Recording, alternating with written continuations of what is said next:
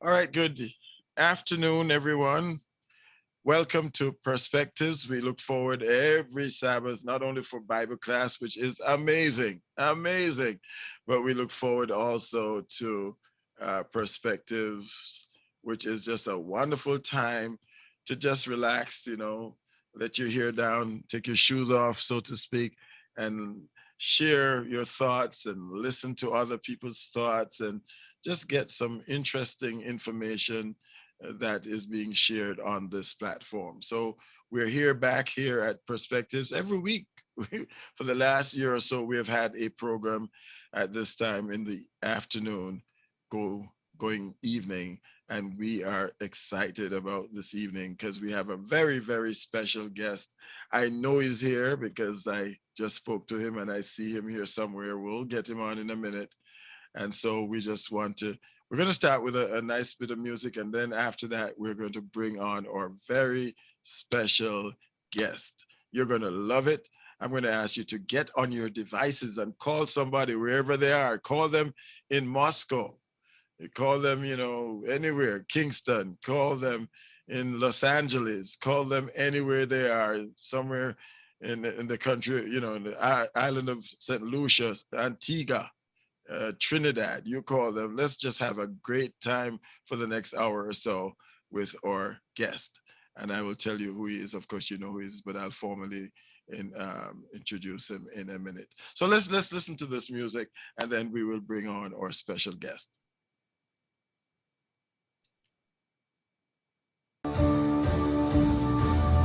This ain't no ordinary worship. This ain't no ordinary song, yeah. The God I serve is greater than the ordinary, and I'ma give him all I have in this moment. Lift your voice and sing with me. This ain't no ordinary worship. This ain't no ordinary song, yeah. The God I serve is greater than the ordinary, and I'ma give him all I have in this moment. Come and let me sing. Let me tell you a story about a woman with some issues. Yeah. Had it 12 long years, didn't know what to do. She heard about a man coming through her town. She fell to her knees and she crawled on the ground. Hey, and this is what she said. She said, if I could only touch a hem of his garments, I'ma give it all I have in this moment. Lift your voice and sing with me. This ain't no ordinary worship. This ain't no ordinary song. The God I serve is greater than the ordinary, and I'ma give him all I have in this moment. Hey, let me tell you a story about this man from Galilee. How he healed a little sick and made the blind to see. Yeah. This man was betrayed, crucified for you and me. Yeah. Oh, this man only wanted to make us free. Yeah. Oh yeah. But in 3 days, he rose with all power. In 3 days, he rose with all power. In 3 days,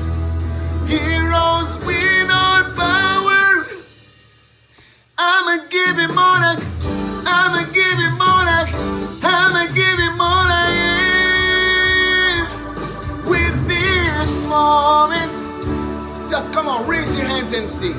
This ain't no ordinary worship. If you believe, sing with me. This ain't no ordinary song.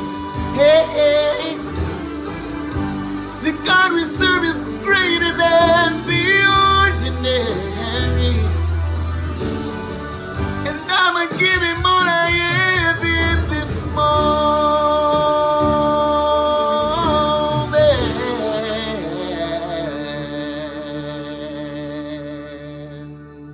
Somebody say, praise the Lord. Amen. Praise the Lord. Amen. The Lord, Praise the Lord. Wasn't that beautiful? Wonderful. That was excellent. Yes. Lovely, lovely music. And we are so grateful for that selection. And now we have our special guest with us this afternoon, a distinguished gentleman. I almost said an officer and a gentleman. He is just a wonderful personality, and you're going to love him. For those of you who have never met him before, I respect his craft, respect what he does, and I'm honored to be in the same place that he is virtually. And just to even drop his name is a good thing for me. It will get me some mileage. We're very happy to have our veteran broadcaster, general manager of NCU Media Group.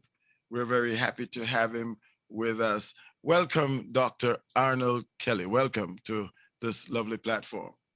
Thank you. Thank you very much, Pastor. And it's good to be here on this beautiful Sabbath afternoon.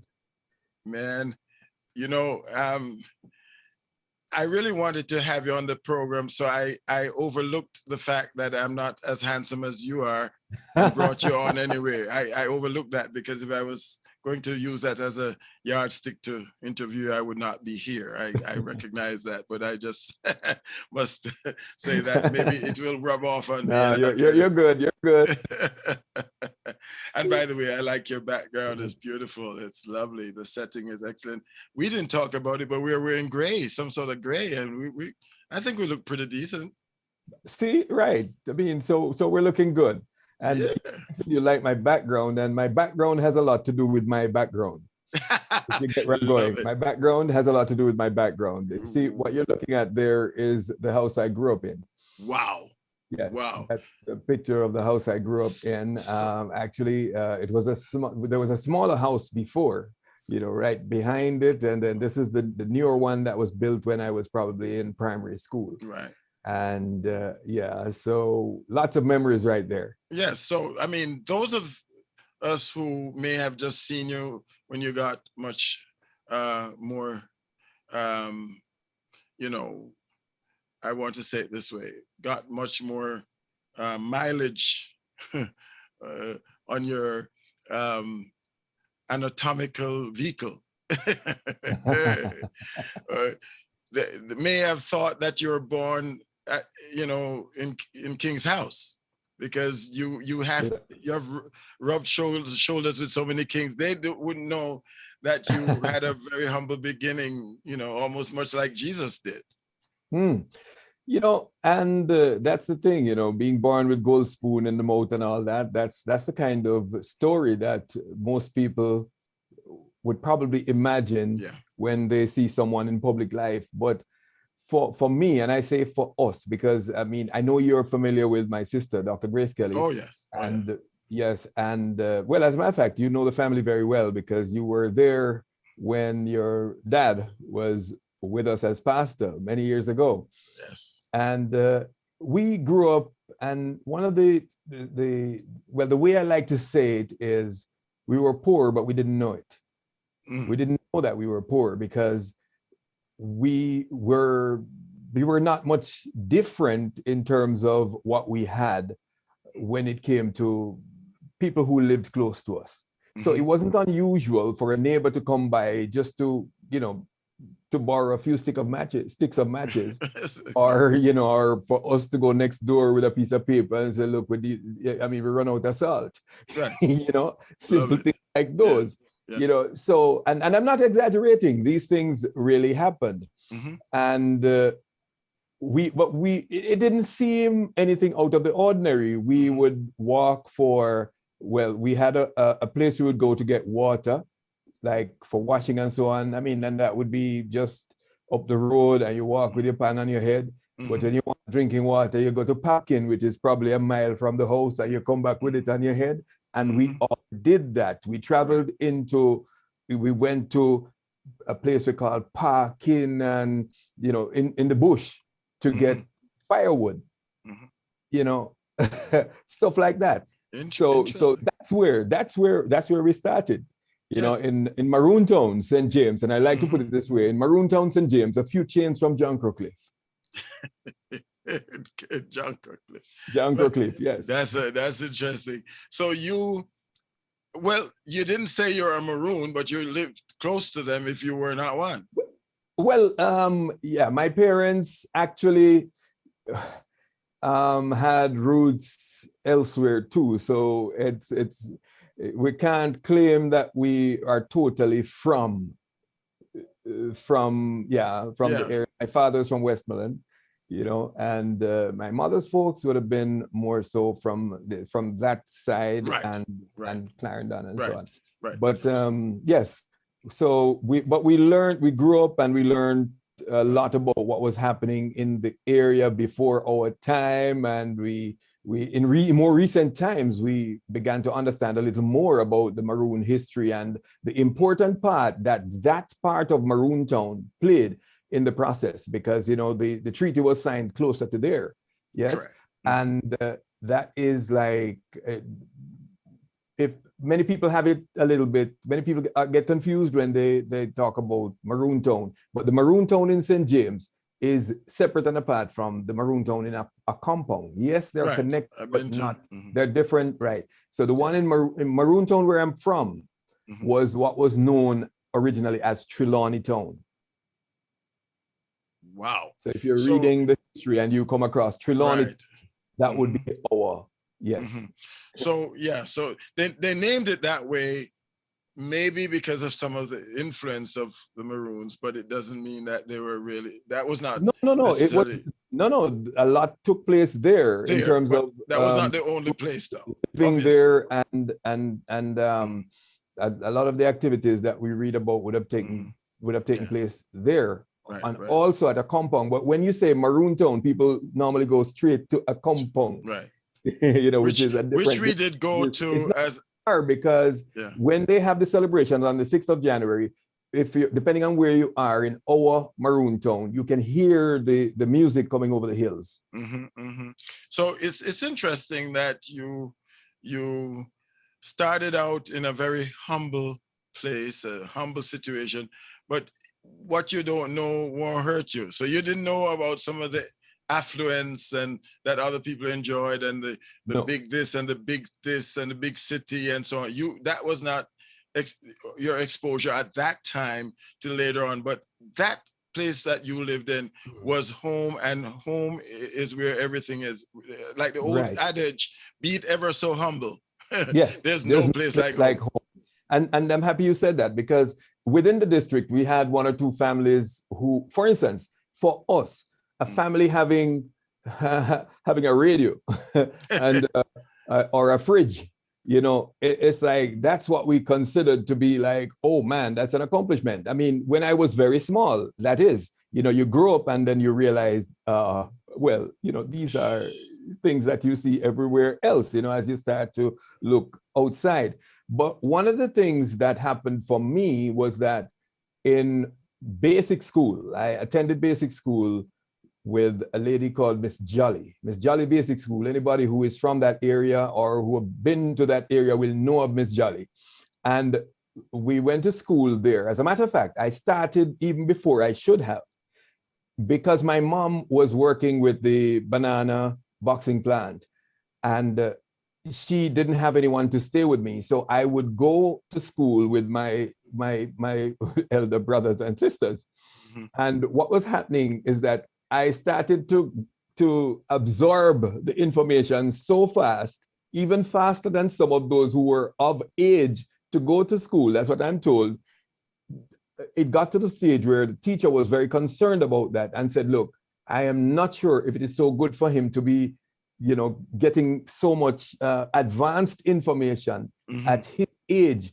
You know, they were concerned for me, but it helped me because I still don't know. And many people will tell you, and my sister, I noticed she's on here and she can confirm this, that some of the things that I remember, it is very weird in the sense that I will remember things in detail that happened. And when they're saying, no, you could not remember that because you were probably 2 or 3.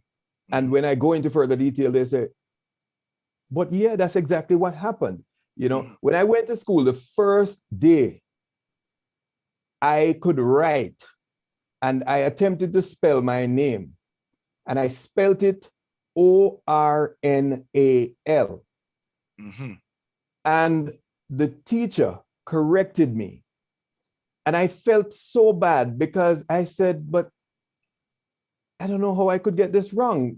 But what I came to realize when someone said, when I shared it with somebody later on in life, and the person said, hey, what happened? They said, you're a genius, because this was not just understanding letters, but you understood phonetics. Yes, the sound. And for somebody at age 4, perhaps, to grasp that on the first day of school and write O-R-N-A-L for Arnold, because I heard Arnold when people called my name, right? That was a good thing. It was a good thing. But I didn't realize because I felt bad that I got it wrong. It turns out, though, that it turned out then that I became, for some strange reason, a top speller at my age. Wow. And there was another student, I think Donna, and we would, the school would have tourists coming in every Wednesday. And they would come from Sign Great House and they would get a tour of the school, a tour of the community. And the teacher was very, very creative. She did a lot of things with her hands and applied some teaching methods that people are just using now. And so it was fascinating to them. But part of the tour was that these 2 children would spell for them. And because of that, I ended up, a family decided, no, you do not belong in the ordinary school system. We're putting you into a prep school. And so they paid my way into St. James Prep School.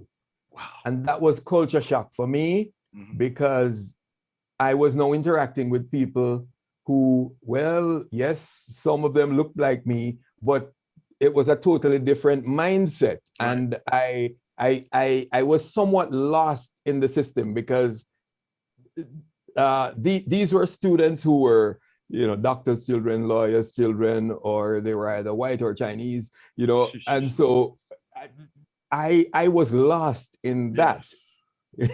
So you started rubbing shoulders with kings. When I say with the upper echelons. Yeah, it was, yes, at that stage. Yes, from youth, from very young, a tender age, you were exposed to those who thought they were it, you know, who were, you know, of a different social strata. Yes. And what was considered a better educational system. Yes.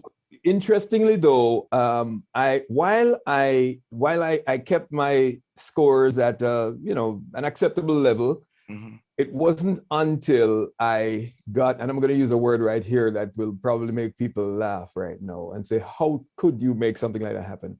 Until I got expelled from prep school. How does one get expelled from prep school? Yeah. What did you do here? You asked. Okay, it was a misunderstanding in that we were playing and this girl, she threw, we were kind of just throwing things back and forth. I came to school late and I felt a little, you know, I'm late again. I'm now afraid to approach the class because it was not the first. Yes, and recurring decimal of lateness.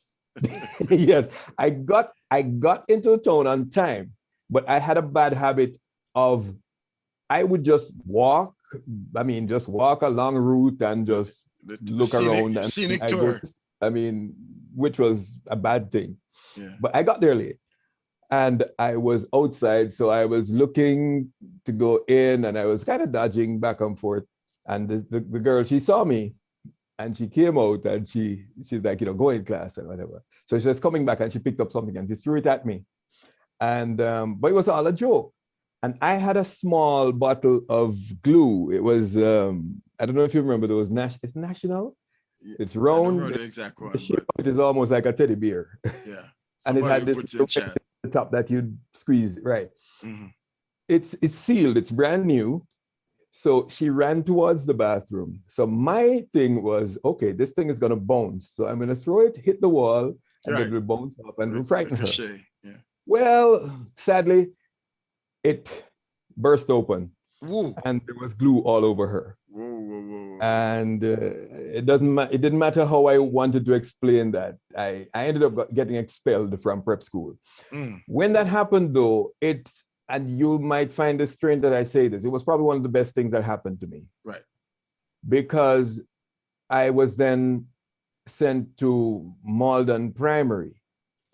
Now, what this did for me, I was now rubbing shoulders with my peers.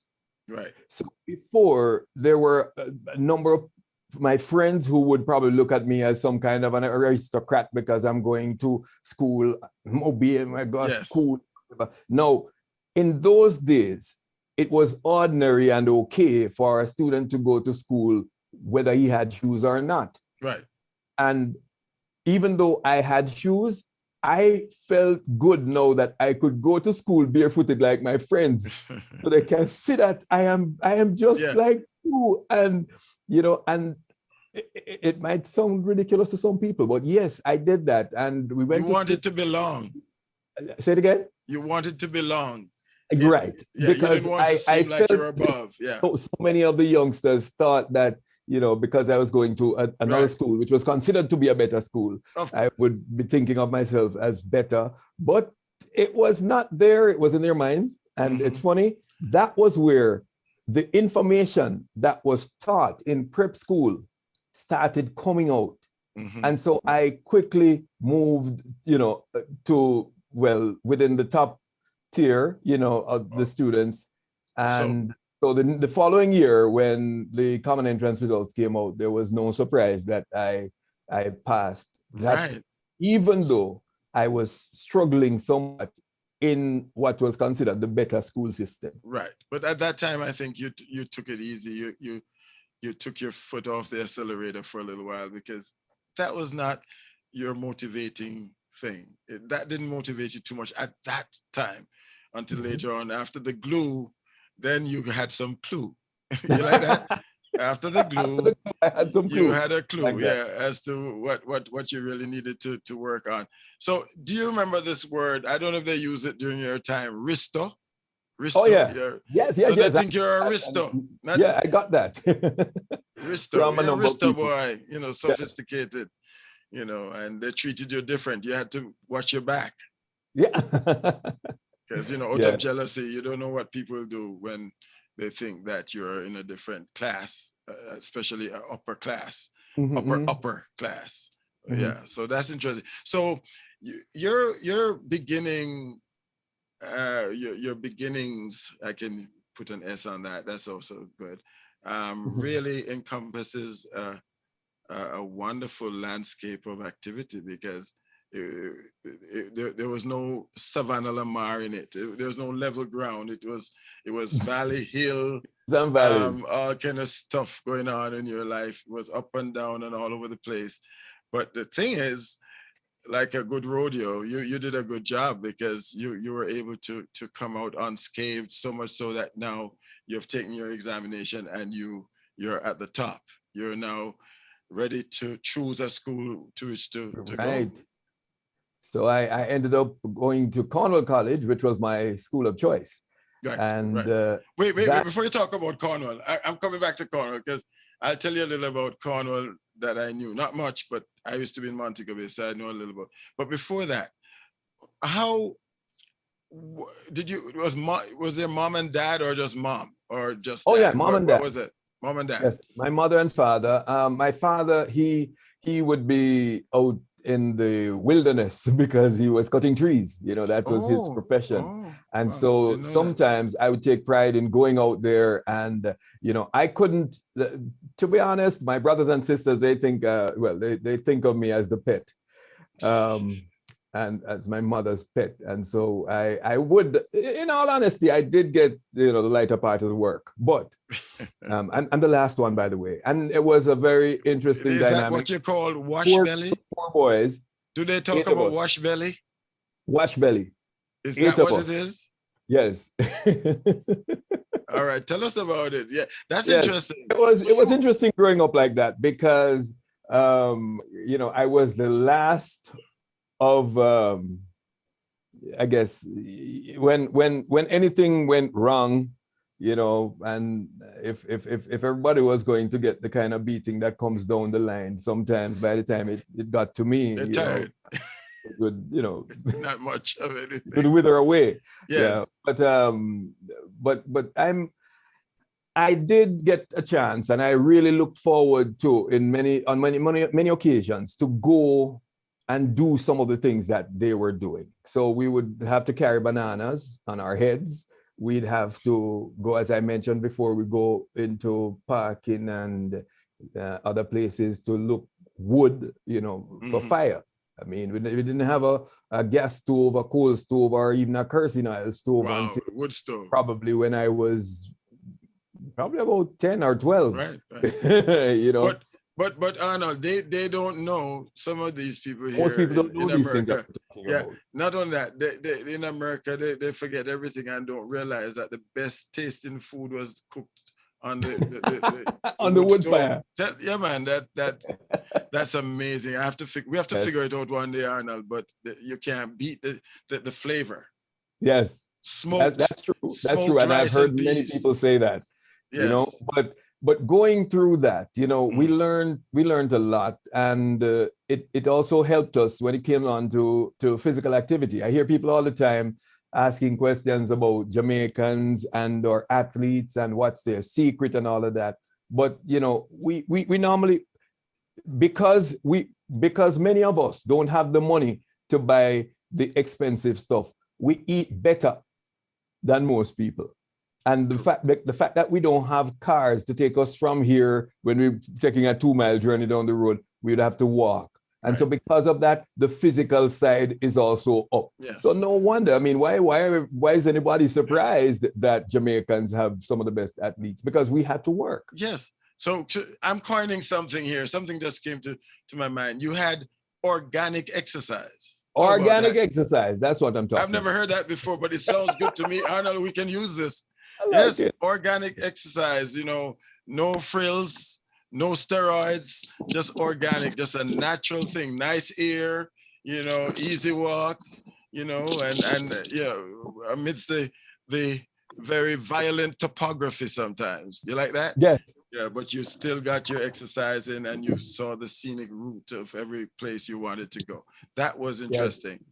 So a lovely family. And that, I believe, has helped you to be the man you are. You had a great family. Yes. And I think one of the things about that, the great family, is the fact that this family was also rooted and grounded in Christian. Somebody please mute there. Let's mute. Let's see if we can. Yes. Can we? I think we got it. No, we didn't get it. Somebody please mute. Okay. I have my co-host. Let's see if they're working or they should be fired. I don't know. I have some great co-hosts. Yes, I think someone, yes. They got it? All right, okay. Right. All right. Please, everybody mute. The fact that we were rooted and grounded in Christian faith. You know, from a young age, from as far back as I can remember, we were very active in church. And we were, well, as you mentioned before, members of the Vaughansfield Seventh-day Adventist Church. And I remember, you know, Pastor Burrows and, you know, Pastor Gunter and Pastor ERNIE Wright and others. You know, that is what laid the foundation for much of what I am today. I can't forget the very first time I was asked to be a part of a play, and I went on the stage. I'm not even sure if I was 5 years old yet, But I went on the stage. My line should have been, Miss May, help me, I'm hungry. I know I went on the stage and I stood there and I froze. And I remember Desma Holder, you know, Desma Nevins now.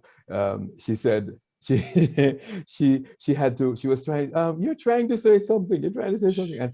And then she said, but it looks like you're hungry.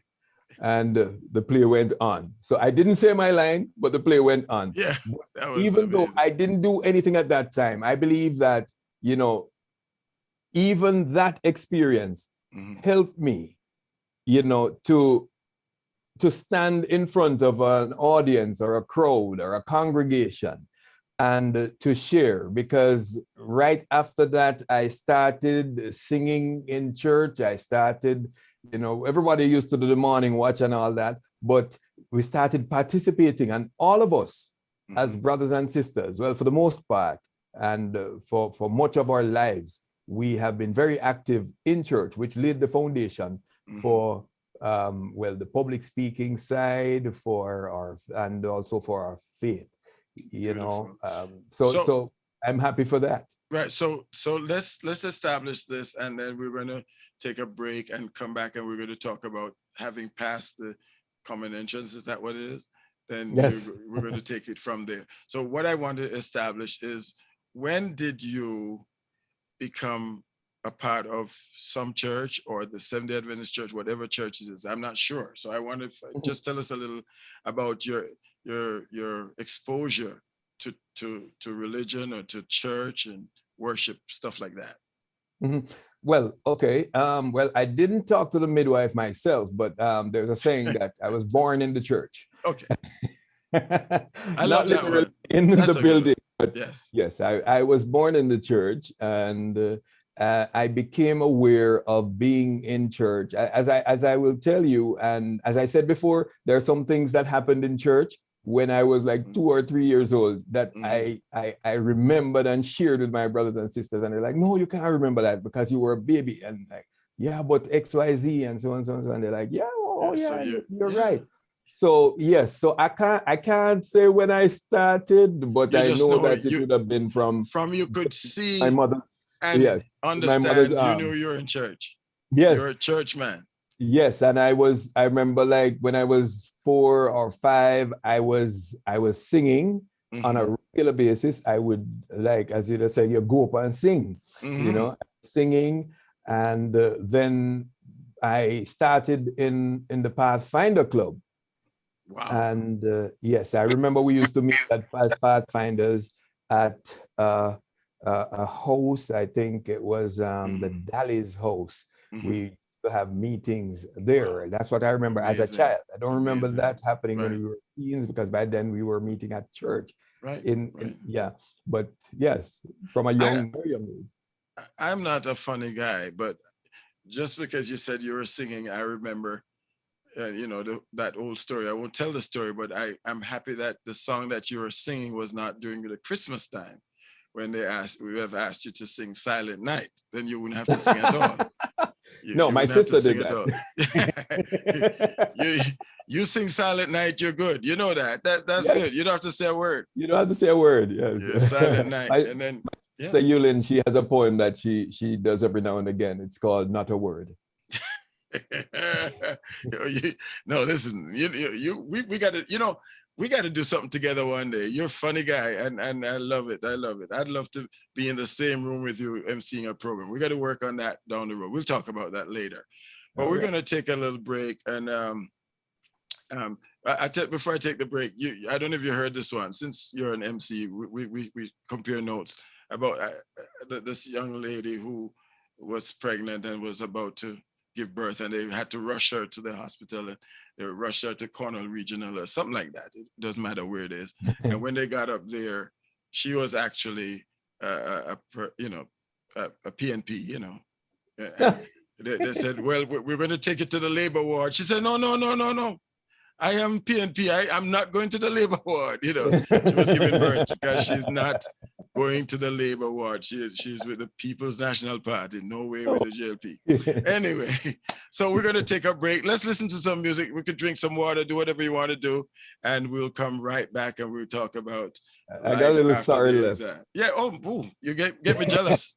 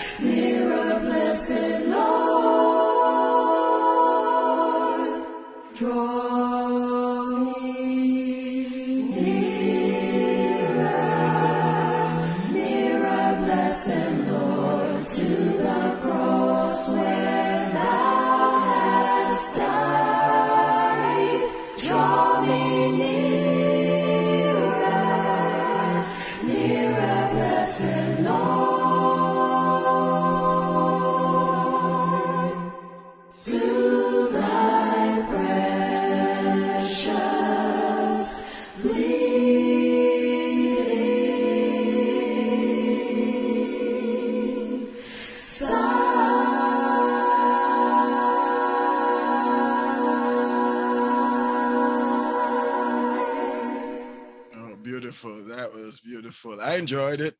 Yes, awesome. Smooth and easy. We had a few grace blots on it, but that's because people may be typing in chat, so that will happen. I noticed Grace Ann said something there. You saw that in chat, what Grace said? Oh, yeah. Grace Ann, look what she said. She said she's going to make it happen. The next time we do, we're going to do something. We're going to do something. We'll talk about that down near the end. We'll talk more about that. Not a problem. While you were speaking earlier, I wanted to interject to tell you that Pastor Gunter's daughter is on. Pastor Gunter that you talk so fondly about. That's interesting. Donna Vargas, she's somewhere around. I think I saw her name. She comes here all the time. She's always with us. So she's on. And I saw Leon Wellington, Dr. Wellington. Wow. He's here. A lot of your friends are here, Grace, and you just look around, you see. Oh, I mean, I wouldn't be surprised if some of my friends too. Yeah, I wouldn't be surprised if the Governor General of Jamaica is on, and the Prime Minister, and Biden and Trump. Everybody might be on. I wouldn't be at all. And guess who is here? My good friend Shauna K. Pottinger. Maybe her family is on. Shauna is a beautiful friend, a wonderful friend. Oh, okay. Yes. Yes. And she did an interview for me one day when I couldn't make it. So, Yes. and her husband is always here. We are all buddies. All right. Nice, nice, nice. So we're back. We're back. I enjoyed my water and I enjoyed the music too. So let's get back to Yes. it. Let's get back to it. We're having fun, and our audience is growing. More people are coming. We have 65. Wow, that's awesome. Devices on, so maybe 300 people, 200 and something, and counting. All right, that's great. All right. So we found out that you were a brilliant young man, and now you have passed special exam. Is that common entrance they call it? Common entrance, yes. Right. And it's not for the common people, but they call it common entrance. Like, just like they say common sense, and most people don't have it. It's not common. They should call it uncommon sense. You know, I don't know what they're doing with this stuff. So now you passed the uncommon entrance, and now you are going to make a decision, and you made a decision, and the winner was Cornwall College. I want you to know that I recognize that people who go to Cornwall College have a lot of knowledge, but Harrisonians are also pretty smart themselves. I went to Harrison. All right. So let's talk about Cornwall College. And I agree with that. Yes. That was a very interesting experience. I started out there a little bit. When I went in, didn't know what to expect, you know, but I found it a very interesting experience, because at first I was traveling back and forth, and then we went on to where I started boarding at Cornwall. And by then I developed a habit of loving football. I was not a footballer. I was not a footballer, but I loved it, and I used to watch it. I used to be, as a matter of fact, even before that, I will share this with you from prep school days, just to step back a little bit, and I think this is important. I used to, if there's a match going on or if anything is happening in Montego Bay, I would there until it ends, and then try to go home. And sometimes I'd get stuck in the evenings.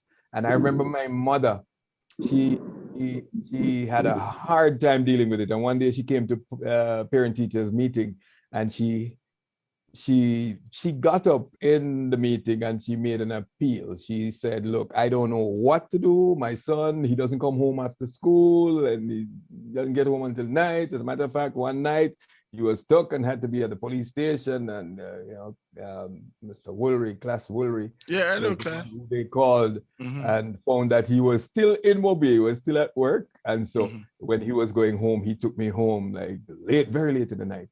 And so she had a problem, and a gentleman stood up and said, speak with me after the meeting. That gentleman turned out to be Dr. Herbert Morrison. And wow. You know what Dr. Morrison did? Dr. Morrison sent his gardener every single day after school to ensure that I leave school, I get to the bus stop, and I'm on the bus. And that young man would not move until the bus drove off. And when the bus, after the bus would have gone, then he would go back. And I mean religiously every evening. Well, up to the point I got expelled. but Cornwall, by that time I was a little more mature, and I'm trying to remember if I was more responsible. It's kind of hard to say. But just remember, before you even say that, only royalty has a bodyguard, you know. You had a bodyguard. Yeah, I got a bodyguard, compliments of Dr. Morrison. Yeah, exactly. And that's Herbert Morrison High came out of that. Well, the school is named, in his honor. Yes. But I can say he did that one grand deed for me. Right. And I will never forget it. And I cannot. So at Cornwall, though, you're the boys' school now. So tell us about it was different. Peer pressure and all that, and trying to be macho. It's like it felt weird being different. You know, I everybody knew I was a Christian. I would go to church every week. And sometimes, well, if I should jump to third form, a major event in my Christian life occurred during that time. I got to the place where I told myself I was not going back to church because I was at church at Montego Bay Church. It's a large church, and I would go and I was not noticed. I mean, I would just go and I would just sit there, and then, you know, when church was over, you know, and yeah, you know, you say good morning to people and so on, and they will answer, but that's it, you know. And it was strange for me because where I was in the country, you know, it's everybody, you know, and I was very active in my church. So it felt strange to me. And I told myself, look, I mean, you know, when I go back home on holidays, I will go to church, but I'm not going back. And what was funny was that God would have it that the Sabbath, when I knew that I deliberately did something that I should not have done, I went to Palladium Cinema for matinee, and there were 3 movies. Mercy. So you had a new church. Well, that Sabbath I did. I was old enough to remember it was the very same day when the Freeport fire, that major fire at Freeport. Yes, the shell. That same weekend. So while that was going on, I mean, it was that Sabbath. I think it happened that time, so I would have a marker in my mind as to I the day. remember we used to live near the conference office, and we looked over and saw that fire. And saw the fire, right? So you would have known that Sabbath. Yes. Yeah. So I went to the movies, and let me tell you something. I mean, my memory of things a long time ago, much better than what you said to me at the start of the program. The 3 movies. Yes, sir. Tell us. 7 Slaves Against the World, the Thief of Baghdad. Yes, I remember. I know that's. And Return of the Dragon.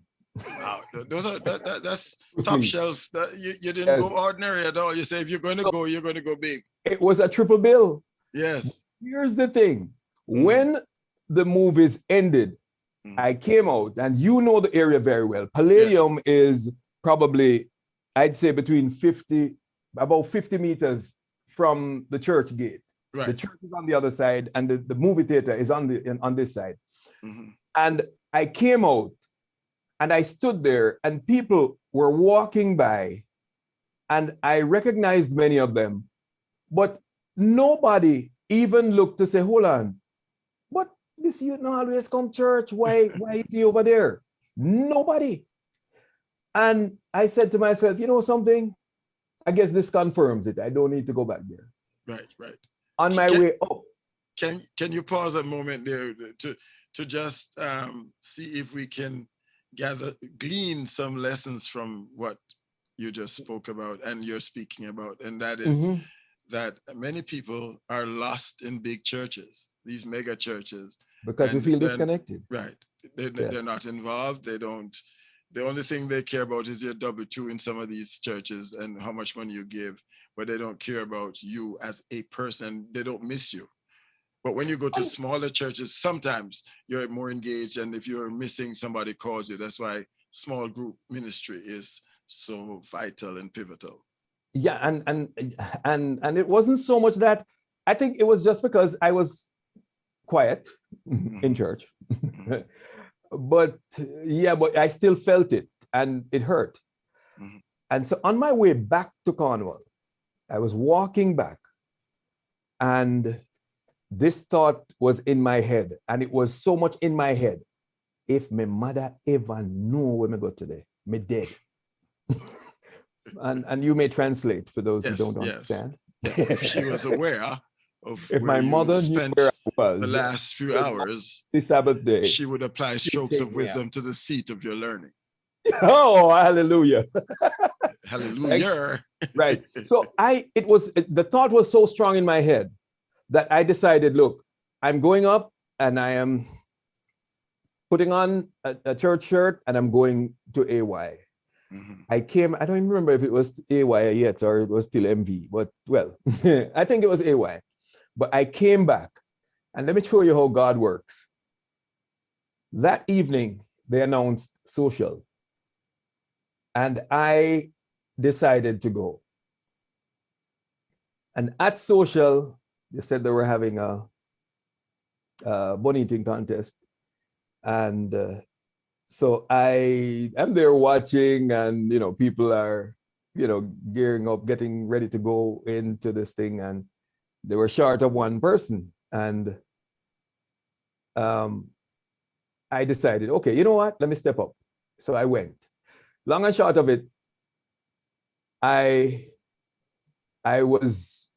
well, in the middle of the competition, there was the you know, there's always, you know, a young man go to a church, you know, there's always this girl you think is the prettiest person in the world.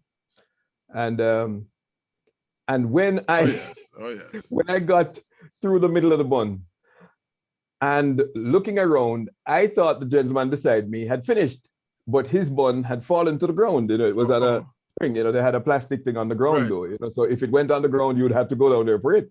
So I thought he had finished, and I looked, and who was it cheering for me? The pretty girl. Oh Lord. And she was like, go on. And I'm like, huh? Needless to say, I won. A good woman will do that to you. And after that evening, that young lady and a few of her friends became my circle of friends. So God knew what was happening, and he decided that he was going to ensure that the problem is fixed. Yes. And from there, I had friends in the same place where I felt as if I wasn't noticed or I didn't belong. And it went on, and I saw some things happen. I remember one Sabbath, a lady, she passed away last year, I think it was. And I shared the story with her son-in-law, who shared it at her funeral, Sister Hines. She called me one afternoon, you know, during the break, and she asked me, "Are you okay?" I'm like, "Yes." And she said, "Do you have lunch?" So I said, "Well, I board at Cornwall, so I normally go up for lunch." And she was there, and she asked me a few questions, you know, if, you know, where I'm from and so on. And she asked me about my parents.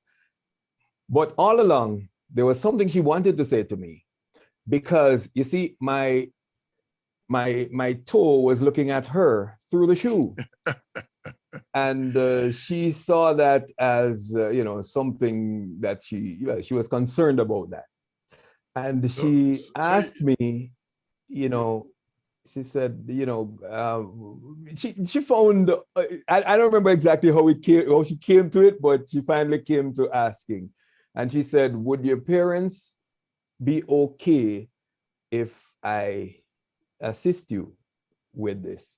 And I said, "Well, yes." And she said, "Well, still ask them." And I spoke with my sister after, and she said, "Okay." And she gave me the number to call her. I called her. She told me to come to her office. I went to the office. She took me to the shoe store, and she bought me a brand new pair of shoes. Wow, that was early Christmas. Yes. So when I do my program, and I have a feature called Acts of Kindness, it is yes, to share other people's stories, but it's also a way of saying thanks for all the kindness that we have been shown over the years. None of us got to where we are today on our own. No. There are people who went out of their way in some, you know, one way or another. There are people who would have gone out of their way. There are people who have even broken rules to help us to get to where. I remember one person who lent me her the water bill, from not just for her, from her office, to pay the fee for that day for the broadcasting course that I did. I mean, we don't reach there yet, but Yes. I mean, you know, things like those, you know, when you see awesome. people go out of their way Mm-hmm. to help you, you know they want you to succeed, and you know Mm-hmm. that you can't afford to let them down. You know, it's interesting. I mean, first of all, I just can't help myself but say that your shoes was, well, one of them was at least fully air conditioned. Well, we know that. The other one may have had a fan, but one of them was fully air conditioned with that hole that you had. It was well ventilated. Yes. Yes. And also, I'm gleaning from what you've said that we can concur with the writer who said, "No man is an island, no man stands alone. Each man's joy is joy to me. You know, each man's grief is my own. We need one another, so I can defend. Each man as my brother. Each man as my friend. I'm seeing a message here that says, Sister Hines' son is actually on. Yes, he's a streamer. Oh, you're talking about Devon. Yes, I think. Yes, yeah. He's doing some wizardry behind the Wizard of Oz. He's doing some stuff behind from remote. He's streaming on YouTube. We're on YouTube right now. Oh, that's interesting. Yeah, our Facebook channel is down, but our YouTube is up. We have YouTube, we have Facebook, we have rptworship.com, and we have quite a bit of things going on. In fact, it's a good segue. We're not done. We're coming right back here. But I just want everybody to know that there's RPT Worship. For those of you who just feel that, you know, you want to unburden yourself of some of the finances you have. We don't normally say this, Arnold, but or Arnold. You heard me teasing you, Arnold. We don't normally say this, you know. But if you have some extra funds around $100 and $200 and whatever, just go to rptworship.com and go to online giving and donate and send with your credit card whatever you really want to give to support the ministry. All right, somebody needs to mute. I think I see it. LG Styler 6. If we can, somebody can get that for us. Okay, fine. So we're back to what we were saying here. We're having providential experiences here. God is just working things out. Did you know in your early years at Cornell College that you would become a veteran broadcaster or a broadcaster at all? Did you know what you're going to be? Were you thinking of being a pastor, a race driver, a race car driver? What were you going to be? A politician? Okay. Well, I want to go. Let me go before that.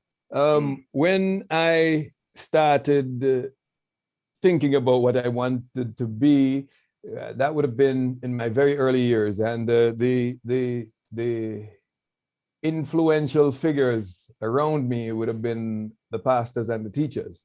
So I wanted to become a pastor first of all, right. And then there was one day I was playing around and I was playing with the bleach, and my mother thought I drank the bleach. I didn't, and I kept telling her, but she didn't believe me. She took me to the doctor. Doctor checked me, realized, no, you didn't drink. I told you. But then I was so impressed with this man in his white coat and his, Dr. Upton Robotham. I suddenly wanted to become a doctor. Wow. And then when I got into high school, I was a little bit confused. I was still trying. It took me a long time to really settle on any one thing. I'd be thinking back and forth. And I remember Sister Juanita Scott, she would get very upset with me when she asked me, what I wanted to become, and I couldn't answer. And I remember one day I said to her, a grown-up man, and she let me have it.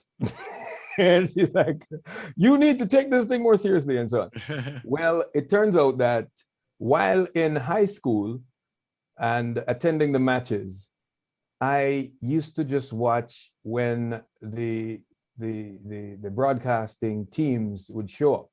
And I remember the team from JBC Radio West would be there. And wow.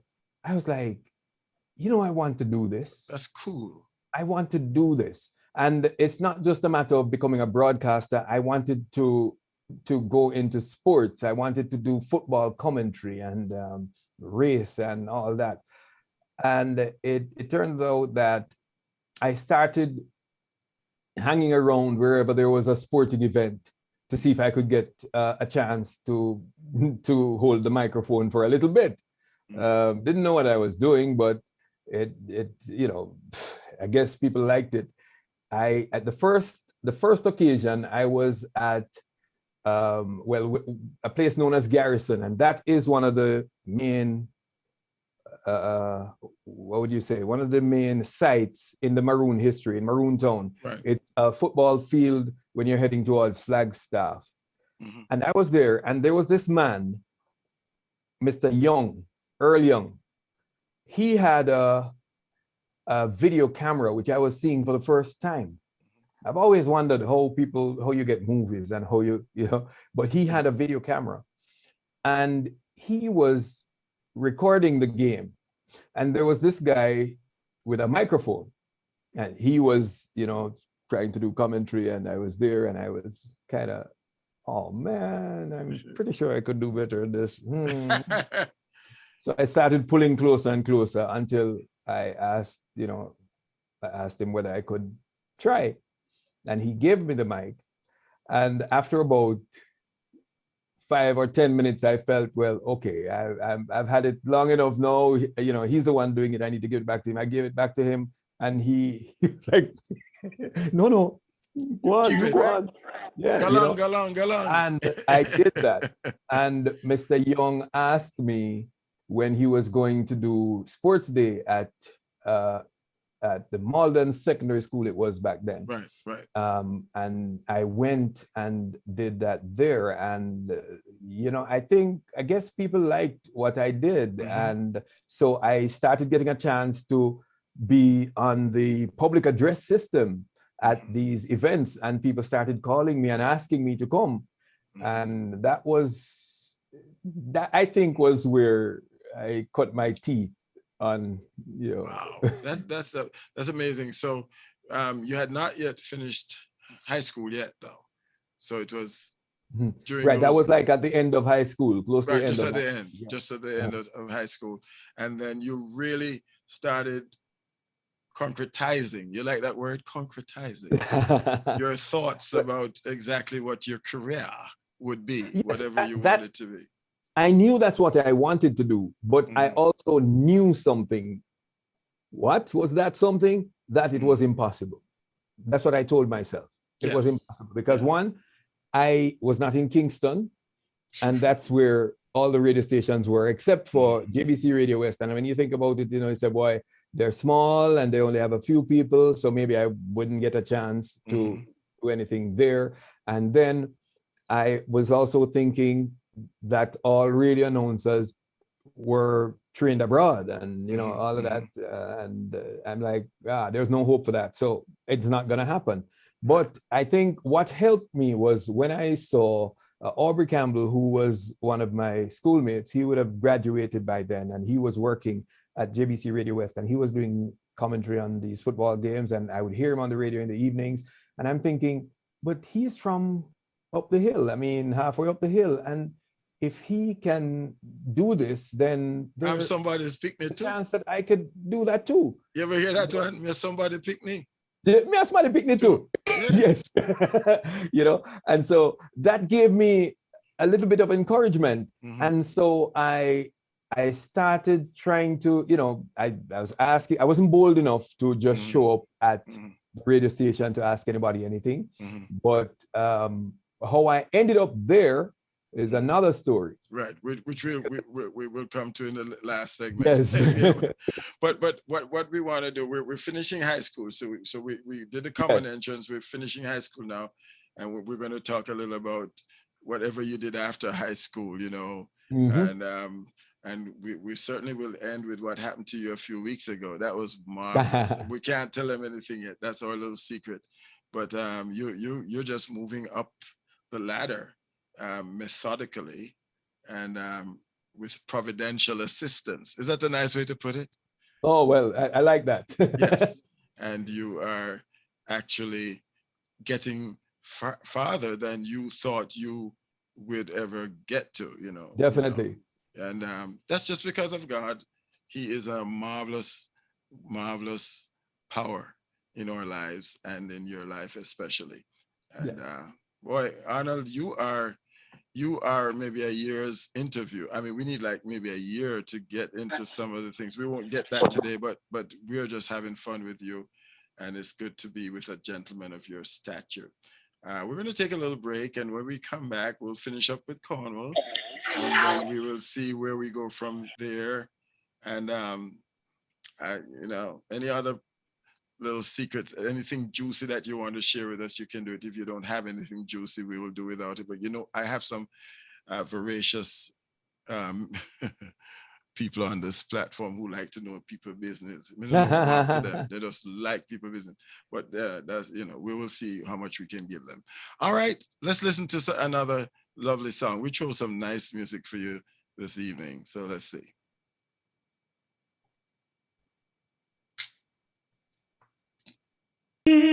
Ever, I needed the Lord before. We sure do need Him now.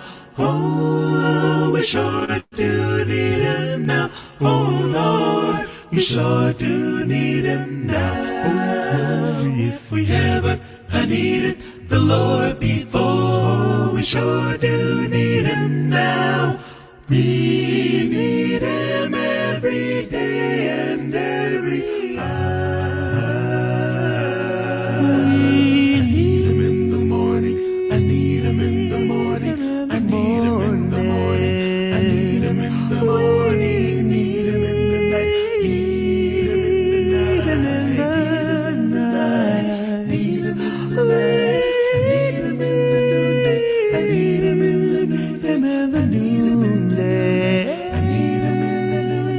The sun is shining bright. Oh, glory. If we ever, I needed the Lord before. We sure do need Him now.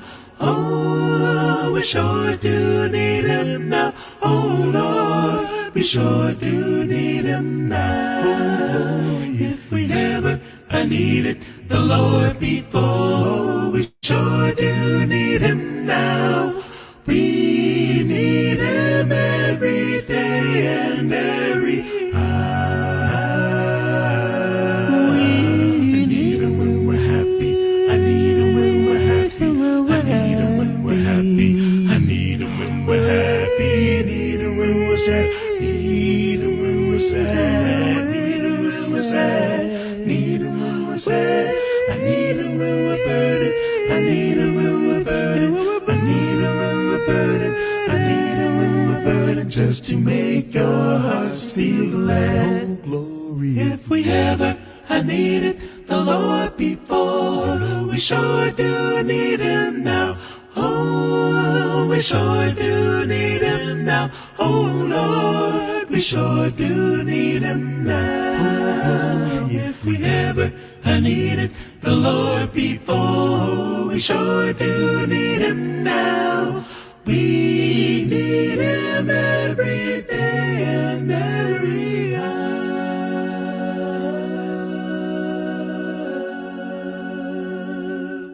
We need Him every day.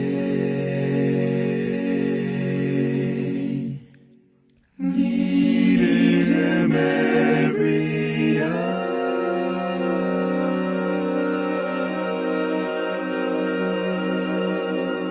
Need Him every day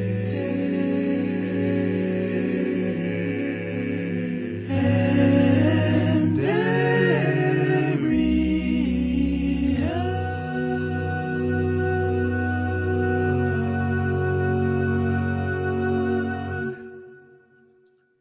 We sure do need Him every day and every hour. We really do need Him. Need Him in the morning, need Him in the midday, need Him in the evening. That's a wonderful thing to know, that God is always there for us. I hope you folks are having a wonderful time at home. Maybe some of you already got your popcorn out. Maybe some of you got your cocoa tea, Sister Charmaine. Some people may have grabbed some carrot juice. I don't know what they got down in Jamaica. I don't know what they got. You know what I would really like to grab right now? Some cane juice. I love sugar cane, so I love stuff like that. I love stuff like that. And maybe a nice St. Julian mango would be very handy right now, but I don't have that luxury. So I'm just happy to have Arnold. That's all right. We'll take Arnold right now. Arnold, we thank you for coming back and being with us. You boast of an interesting resume. And before we actually maybe give a little presse form of that resume. They don't use that word anymore, Arnold. Presse. Presse. They don't use it. Time. Yeah, but it works. It works. It works. You know. Let's see what happens now. Finish Cornwall. You're off to where? Yes. Where? Yes. With Cornwall, during the last 2 years, I kind of relaxed a bit, which worked against me in a sense. I didn't get everything that I wanted when I left. And so afterwards, I went back. I did some evening classes through Heart at Malden, and, tried to top up again on what I had. But what was interesting is that when I left school, the graduation was a Sunday, and I started working on the Tuesday. Mm-hmm. And that was at the banana boxing plant, the same place where my mother worked. Yes. And that would have been, and Dr. Grace was working there too. Yeah, my friend. We were basically at the same, Mm-hmm. doing the same thing. We were scale clerks. So what would happen? Folks would come in and they weigh their bananas, and we would listen for the weight, and we would have to look to see that it was correct what we were being told, and make a record of that, or people would not get paid. Mm-hmm. So I worked there for a while, and what was funny is that along the way, quite a number of people would say to me, "Boy, this is just not the right work for you." Mm-hmm. I remember one guy in particular, and I was frightened when he said what he said, because I thought he meant it in a bad way. Mm-hmm. Him say, "What you do, yes?" Asking me what I'm doing there, and I'm like, I was frightened, because this is someone with whom we had a little history. My elder brother and him, they were in a fight once, and my brother had tossed him through a window upstairs a building. So I thought, he was in your coming corner. from, Mm-hmm. but then the end of what he said, "No, man like you should have go read news on TV or turn Exactly. or something, man." Mm-hmm. And Mm-hmm. I was shocked, but I was somewhat encouraged, and I left there thinking, how do I go further? Right. So, along the way, there were other dreams. I remember when there was an opening for nurses, and they were saying there were not enough male nurses, and I decided, hey, you know what? I'm going to get into this. Mm-hmm. And I have a joke about that, because I asked somebody, so hold on, because you have nurse, and then above that you have the sister, right? So if I go in and I'm good at nursing and I get promoted, what call your brother? So I said, no, you know what? Forget it. No, you're not going to be called sister. No. No. And I also was going to get, there was another day when I was going to do the police test. And when I went to Popkin, I went there to catch water first. And I remember this lady in our district, well known, her name, we call her Ginger. Mm. And Ginger asked me, "Why you do the life?" I said, well, actually I got the police test later, And she said, "Yeah, no, But she again was saying, no, you need to do more than that. Yeah. Because as far as she was concerned, all my gifts and talents, much of that would go to waste because it would not be what I can offer to society is more than what I could do in the police force. And again, I had to pause, but then I still ended up heading to that place. But there's a reason I'm not going there yet, because it ties into something else that I know you're going to shortly.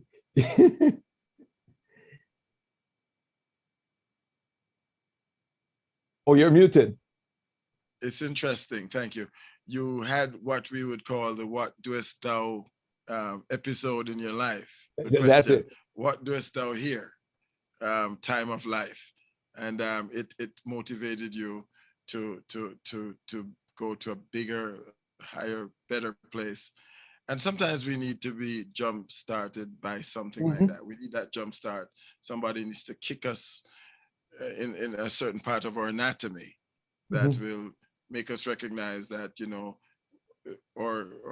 our ceiling is much higher than what we eventually thought it was. Am I right? Said that because I've always held that if the kick comes from behind, it pushes you forward. Yes.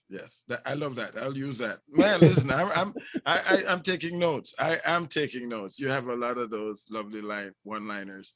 So you are here and you're studying. You're finally getting into the broadcasting field now. Getting into the training, because I see that something happened. You did a course with BBC. No, not well. Actually, we in my broadcasting years, we did courses that would have been conducted by persons connected to the BBC. But Miss Alice Rod, who had done some work with the BBC and with WWRL and so many other stations internationally, and she was also in charge of schools broadcasting, JBC days. And anybody from Montego Bay would remember her. Her name, people call her Miss Lady. And she would always wear these long African print dresses, straight from shoulder down to ankle. And she always wore her hair short, Miss Rod. Yes. Well, she had some programs on Radio West, and she decided to do a course for,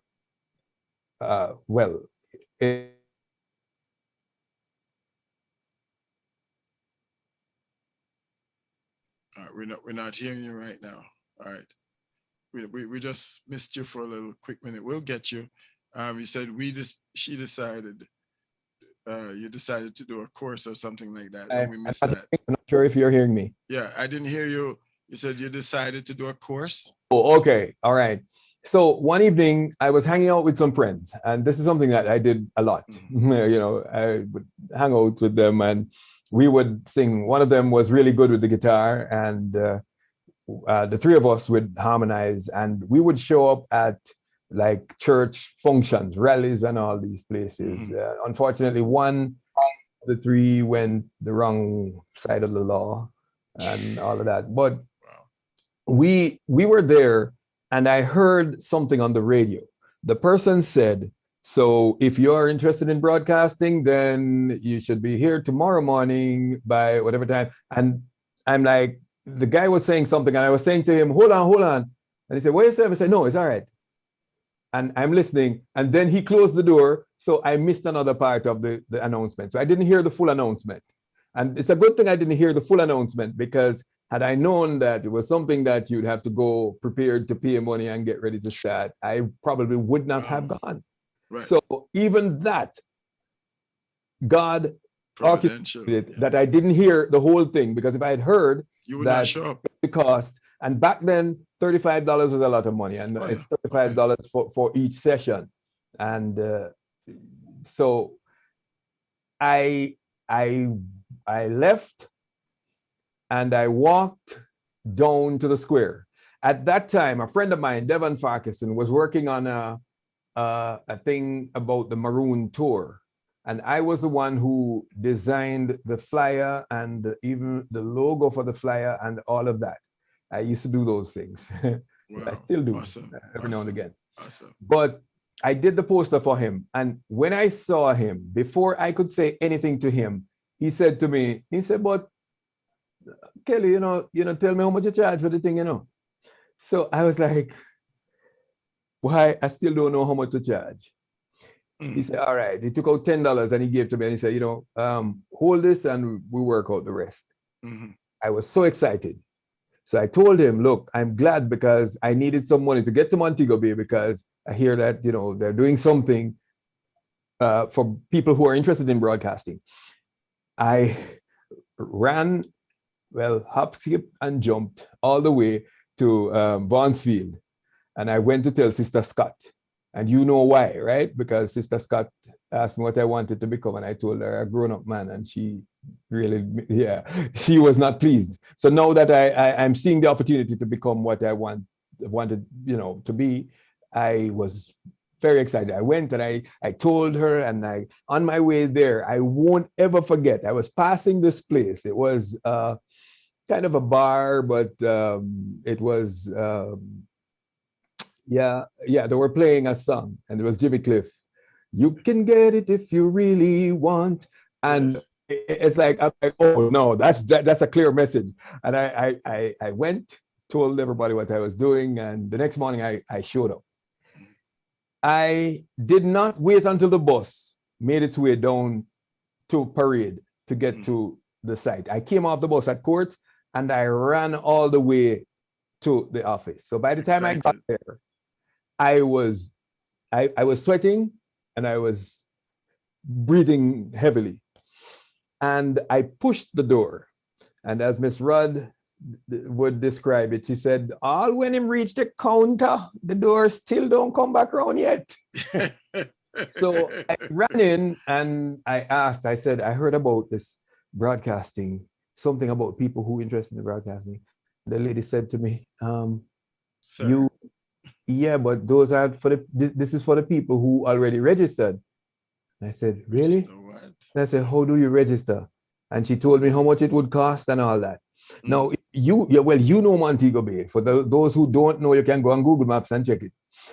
I left from there and I ran all the way to close to Barnet Oval to my brother who was working on a site to try to get some money to make up the $35. He didn't have enough money on him. And I ran back. At that time, as I told you, I was doing some things with Heart, some evening classes. Right. And I was kind of popular with them because I would participate in like when they had the summer program, I would participate in I would perform and so on. As a matter of fact, at the 3rd anniversary of Heart, I was the one who sang right before the Prime Minister spoke. Wow. So they knew me very well and they were very excited about me. And I told you earlier on that somebody took up an envelope and lent me the money and showed me the envelope and said, you see what's written on it? NWC water rate. Wow. Yes, you did tell us that. I remember. Okay. And I went, and that would have been 1986. That's 1986. Summer.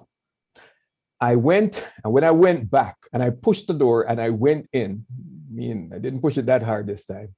No, if you think I was sweating before, you can imagine, no, because that's a couple miles of running and walking. Yes.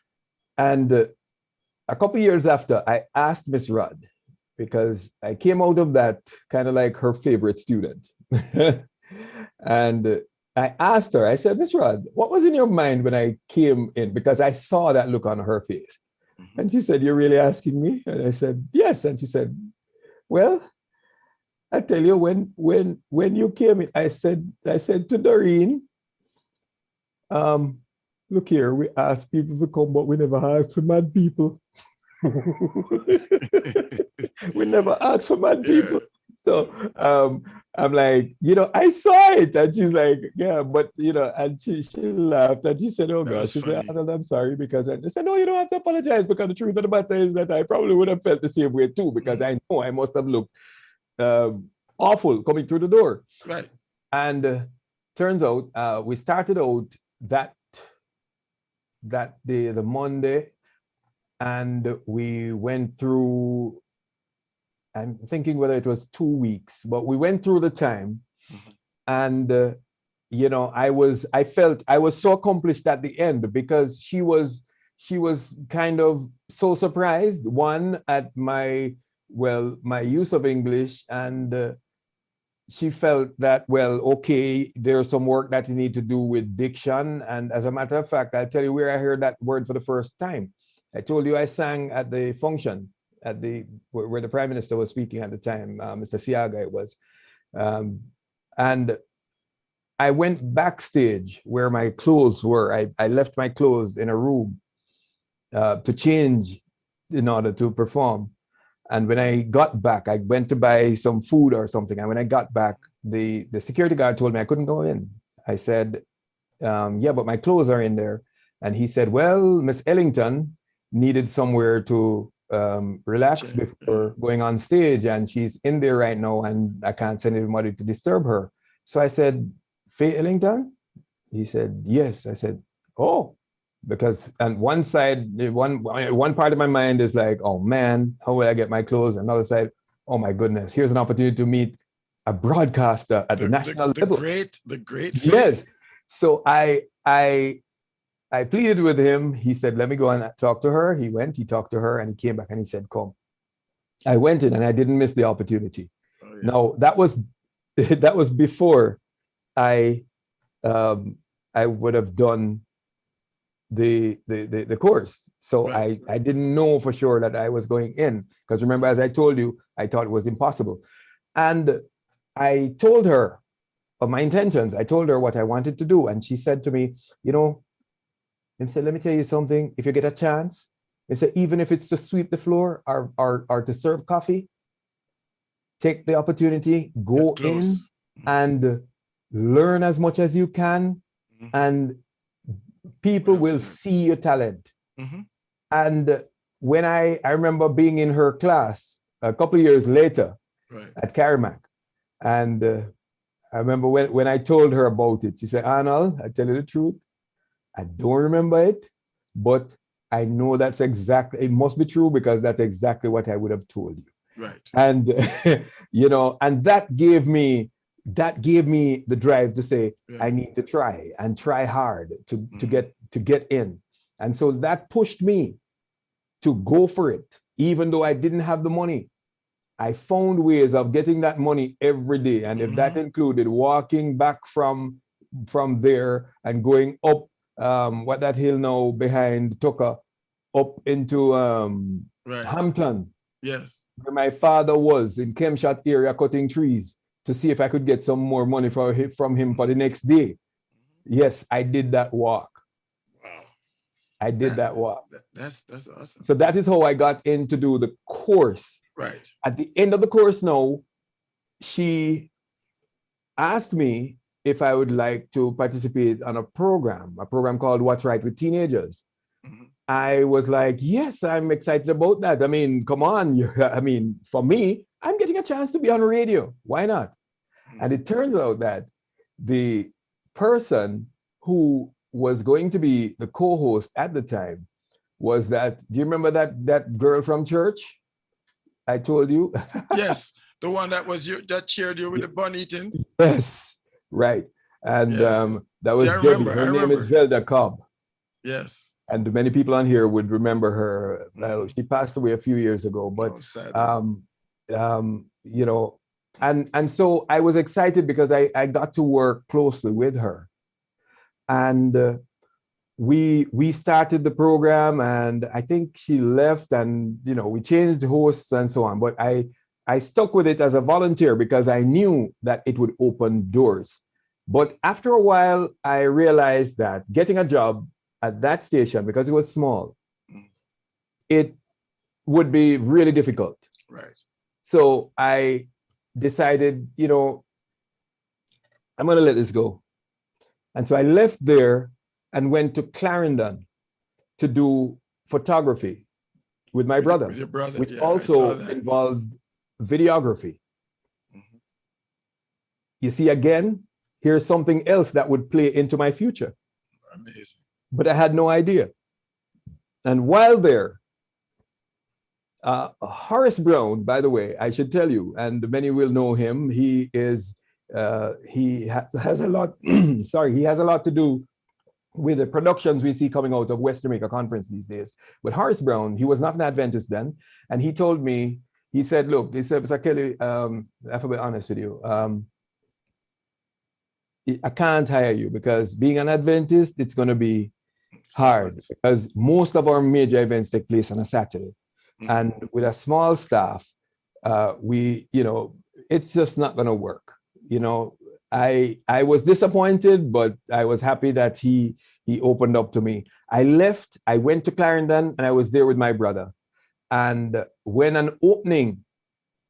there was an opening at Radio West, Calvin Shaw called, he tried everywhere, but you see, your habits help you sometimes. Calvin remembers that I would always be showing up at every school. I mean, in St. James, I was at Anchovy, I was at Cambridge, I was at this school, that school. Every sports day, I'd find myself there, doing commentary. And so he started calling the schools in Clarendon until when he got to Glenmuir, a teacher said, "Oh yes, he was here on sports day. His brother owns a photo studio in Maypen." And so they made the call, and that's how they found me. And he told me, "Look, if you want the job, it's yours." And I said, "Yeah, but remember, I don't work on Saturdays." And you know what he said? He said, "Look, don't worry about it. I don't want to stand between you and God. So I will." He was not the boss, but he was the other technical operator. So there would be two technical operators. Mm-hmm. He said, "Look, I will work every Saturday. So you can go to church. And then you work every Sunday." Wow. Wow. Now, a little piece more to that. Horace Brown, starting with Calvin Shaw. A few years after working there, I invited him to a crusade with Pastor Glenn Samuels, and Calvin got baptized. He became Adventist. Couldn't hire me because I wouldn't have been able to work on Saturdays. He became an Adventist. The young man who we had hired when I knew that I was going to be fired, it didn't happen. Kingsley Thompson, Super T, he also became an Adventist. We got to shut down the office. That's amazing. That's amazing. It was an interesting. It was just interesting how all of that just and funny. It was because of Calvin getting baptized. Why I was able to get Ron Mushet in to start his radio career. Wow. It was so a lot of things that God has done, and it's like he put the blocks together in sequence from way back when, and we couldn't see it. Right. At church, for instance, I was doing we got a microphone, a wireless microphone, the first time I was seeing one. But that wireless microphone, it would broadcast on the FM band. And I came up with this idea of doing a radio program. And that time I knew nothing about radio. Mm-hmm. And we did that. And it was strange how the range of the mic was of such that folks at their homes outside were able to tune in. And because it was a novelty, they were able to tune in and listen from their homes. And these are not all people who would have been in church, but they too would have been enjoying the program from there. Mm-hmm. But I didn't know that God was just simply preparing me for what I was going to be doing later on in life. Wow. This is amazing. Amazing. So you're doing shows all over the place. I'm not good at the sequencing, but was that when you did Caribbean Breeze at some point? No, well, Caribbean Breeze was after I left. I was at Radio West, and they sold. Well, actually, it got to a place where I was told, and boy, I have to say thanks to Marlene. Marlene Stevenson was the acting general manager at the time when I got hired, and around that time, well, shortly after, there's a gentleman who would host.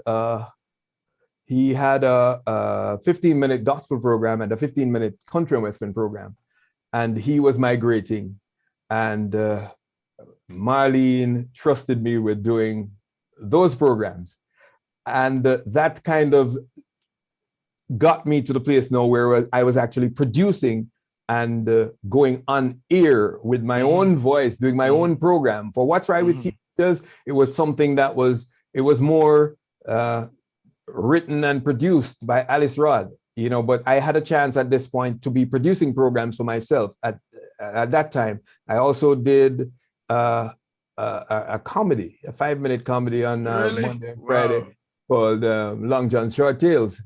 I know many people on here who would hear that now would be like, hold on, are you that? Yes, I changed my voice for that one because Long John would always sound drunk. And so, there's nothing for him coming as you know and tell you, but, you know, you must watch past the right program all the time. Good. Yeah, you know, that was the character. But many people didn't know it was me, you know, they didn't know who it was. Man of versatility. Yes, but after it got to a stage where there were some major events, I think it was coming up to the Christmas season, and there were some major events for Sabbath, and I was asked to come in for one of those events, and I couldn't, and you know, because Calvin at that time was going to be out, and I had to be. It would fall right back on me, and there was nobody else. So I told them I couldn't. And it got to the place where the information would have had to be sent to Kingston, to JBC headquarters. And turns out at the time that the person in HR was a gentleman whose name is Derval Graham, somebody you should know very well. And Derval was head of HR at JBC, and he was also Adventist. Wow. So he understood. And he advised them, he said, it doesn't make sense to get rid of him at this point because we're selling the station, and it wouldn't make sense to start with somebody new, you know, start with learning curve, and then, you know,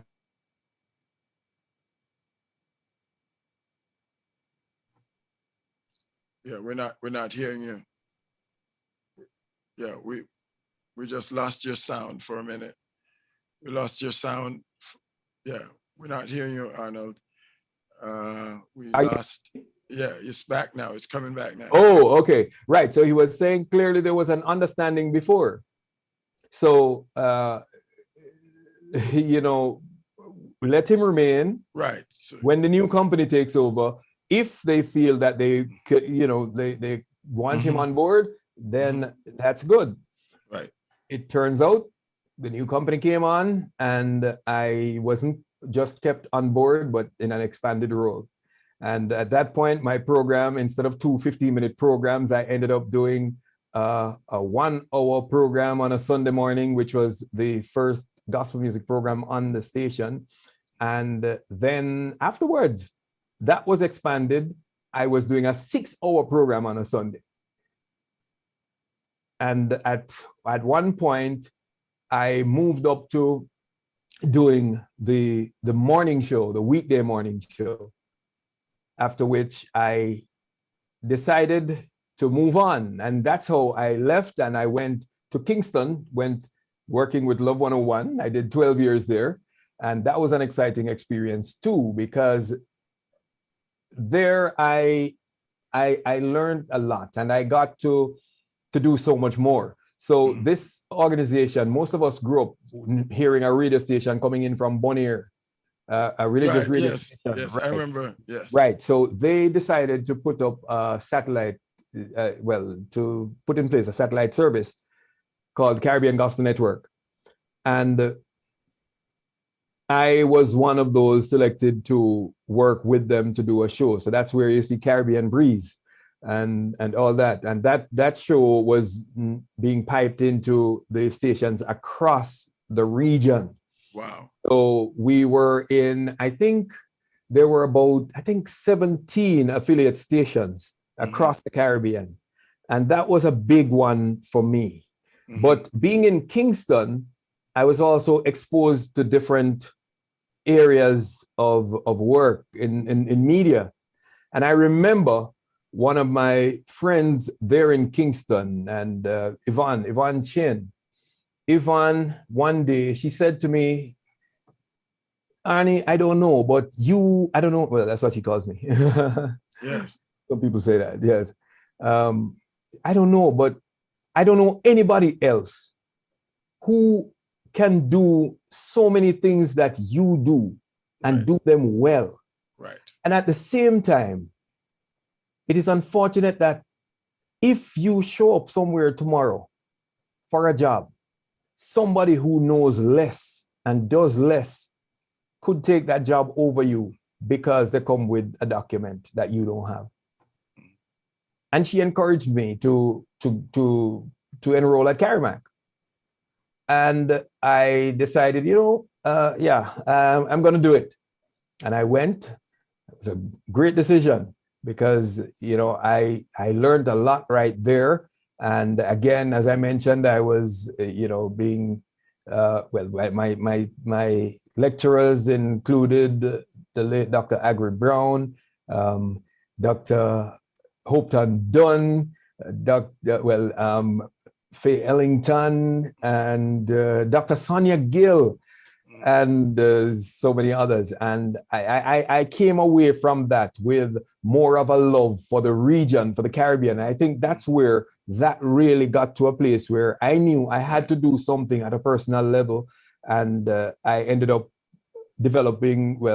creating a new program called the Caribbean Hour, which was something that I produced along with some friends in St. Lucia, which was something that was quite novel at the time. You have one host in Jamaica, one in St. Lucia, and we would travel the region, we'd cover major gospel festivals and pipe that into radio stations across the region. So you did get an award for that. Yes, actually it best was produced program.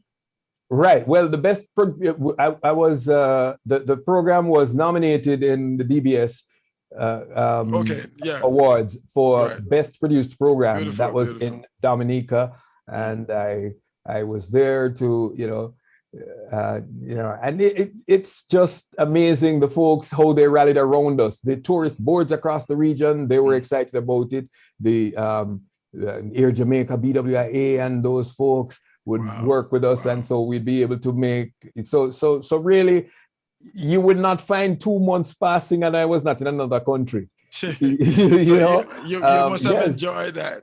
Yes, that was awesome. That was a very, very exciting time for me. But it came to the time after we launched television, at Love, and we started doing, it came to a point where I heard that they needed someone at NCU. Wow. And this is it, right? I decided, this sounds like something that I can do. That sounds like something I would want to do. That sounds like somewhere I would want to be. I mean, after all, my sister was there for years, and and I was quite familiar with the territory, but I decided, hey, I'll take this up, and here I am. And you've been brilliant at NCU. We listen to you all the time, especially my wife does, and your voice is not to be replicated or confused.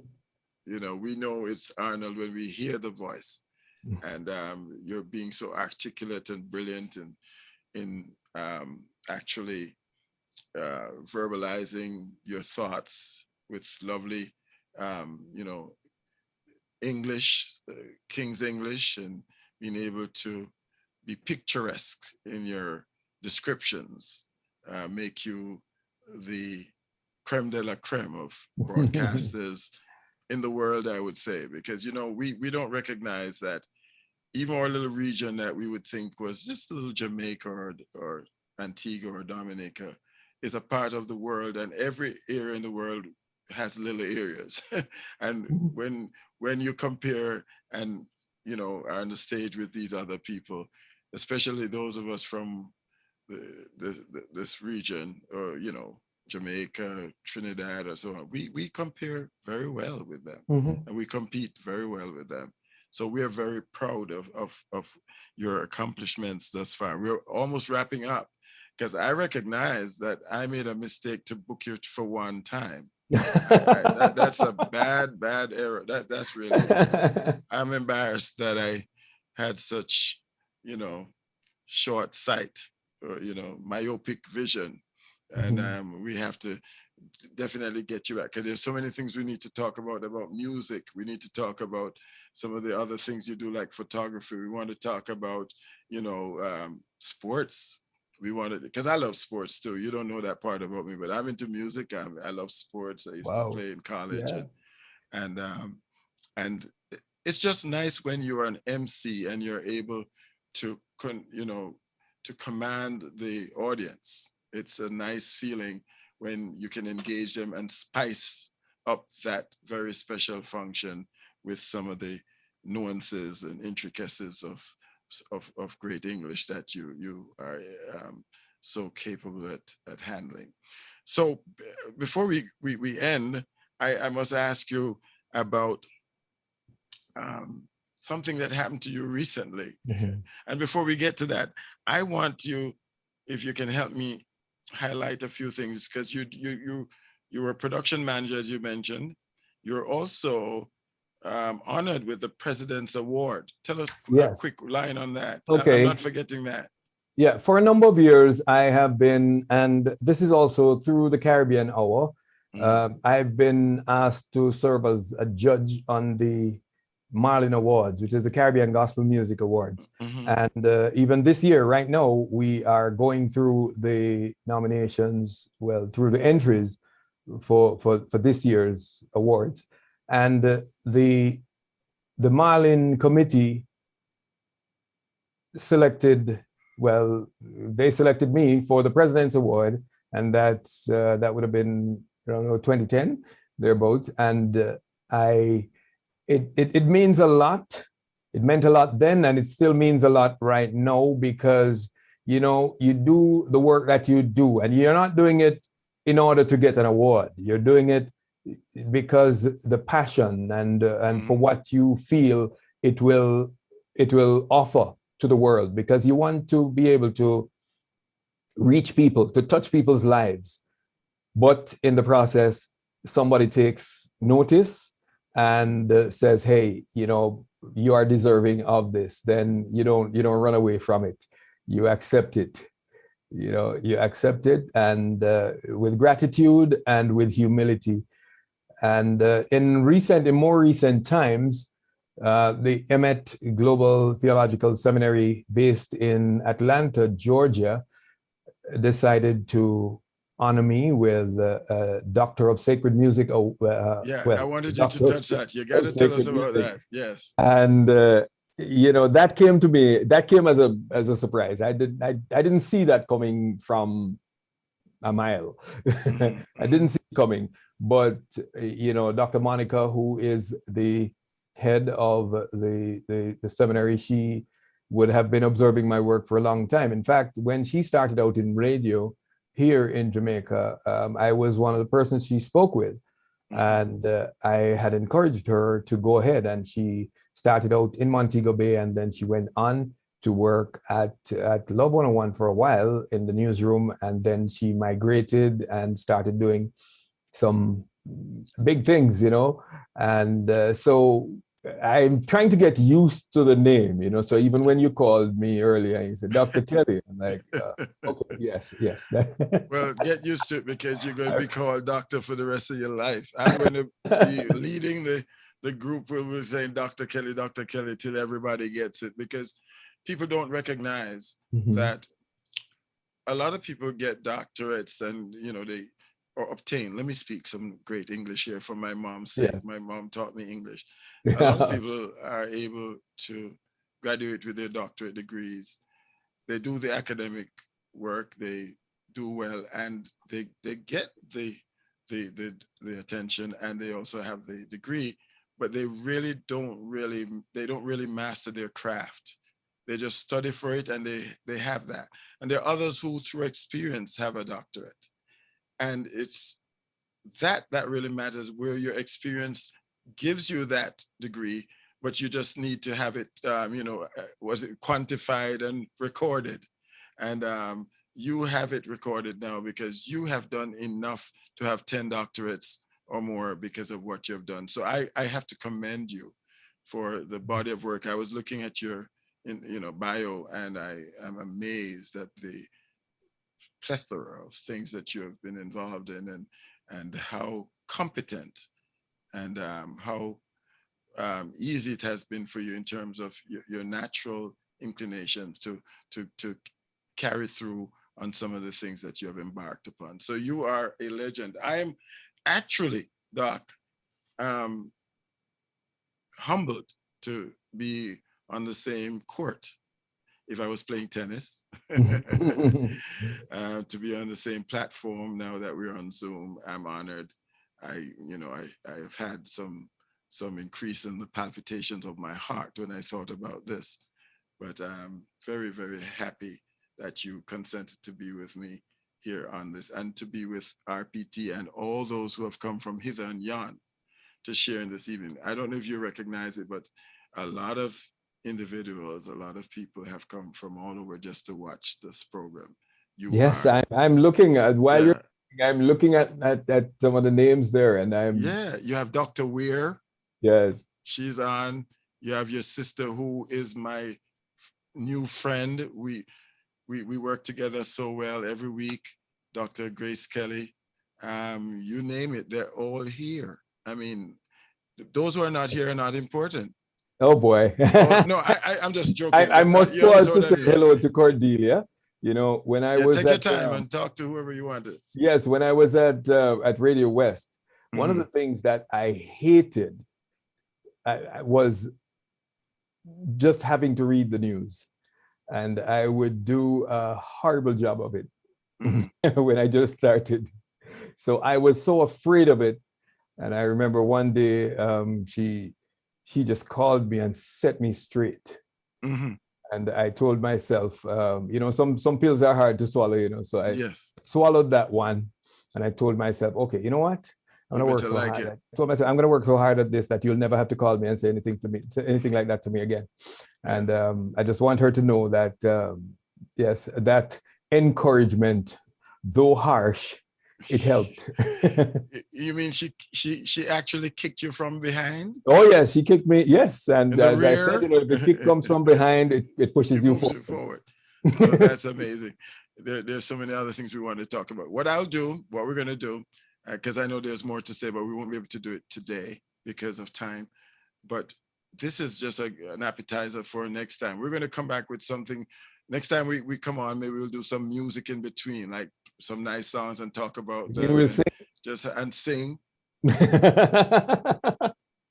I posted a picture just probably 2 days ago about from the early days of Channel Gospel Band in Montego Bay, and I know many people are surprised. They were like, they didn't know that I used to sing, So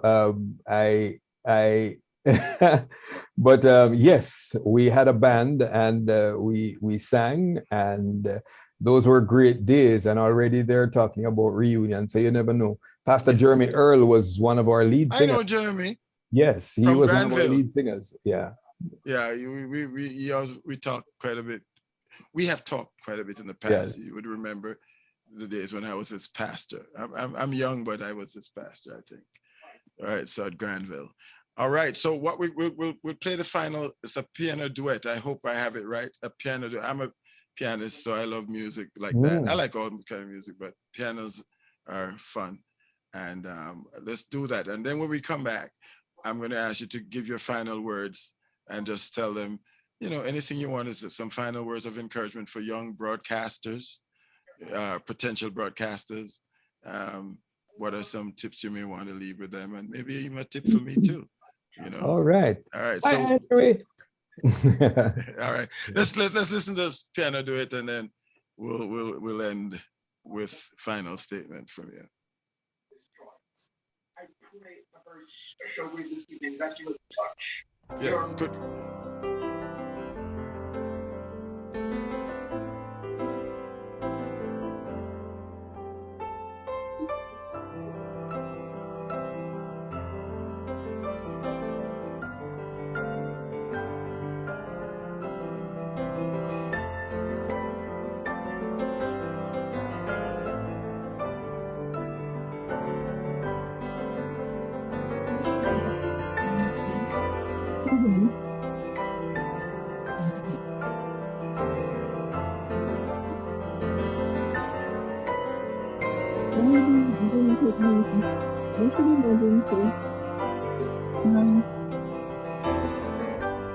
Huh?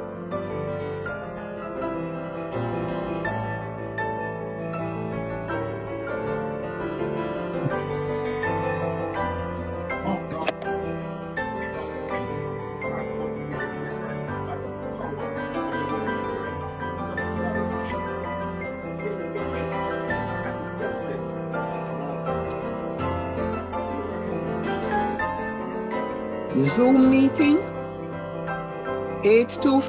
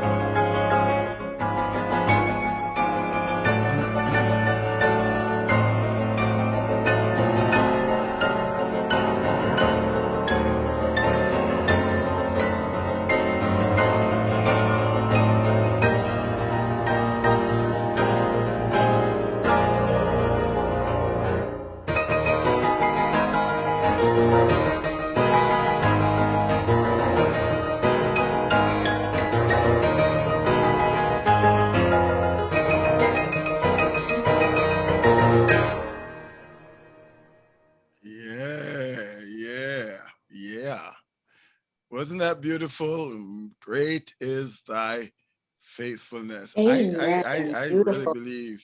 really believe that your faithfulness is continuing to pay off every day of your life. Arnold, Dr. Kelly, you have been faithful, because you could have worked on Sabbath back in the day, and you didn't do that. You actually convinced others to become a part of the church as a result of your action. And today you can look back with total satisfaction. Yeah, that's a marvelous thing. So it's nice to be on the set with you. We've had a wonderful time. It's been fun. Give us a word that you may want to leave with all of us to encourage, especially the young ones who are in high school, going into college, about the career path. And any instruction you want to give, anything you want to say. It's all yours. Right. I think if there's one thing that my life has taught me is to remove the limits in terms of what we feel that we can accomplish or what we can't accomplish. We do that to ourselves all the time. And I had a limit I knew for sure, 100%, I was 100% sure that I would never get into broadcasting because of where I was coming from and what I believed that it would take to get there. One of the things I've learned is that the first thing you need to do is to find out what it is. You find out what it is that you want to do. What is it that you're called to do? And find out what it is going to take to get you there. The fact is, we normally tell ourselves, well, okay, this is too much of there's too much of a mountain to climb. But then, if we break it down step by step, then we'll realize that we're working towards one small goal, and then there's another one, and there's another one, and before you know it, you're halfway there. And the fact that you were able to make it past the first 2 or 3, that in itself gives you the drive, and it gives you the confidence to say, look, if I made it from here, from there to here, I can make it from here to the top.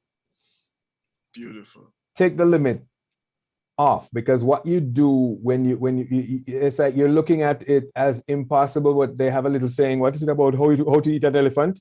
Yeah, one bite at a time. Bite at a time, right? Right. Not encouraging you to eat elephants, but right, bite at a time.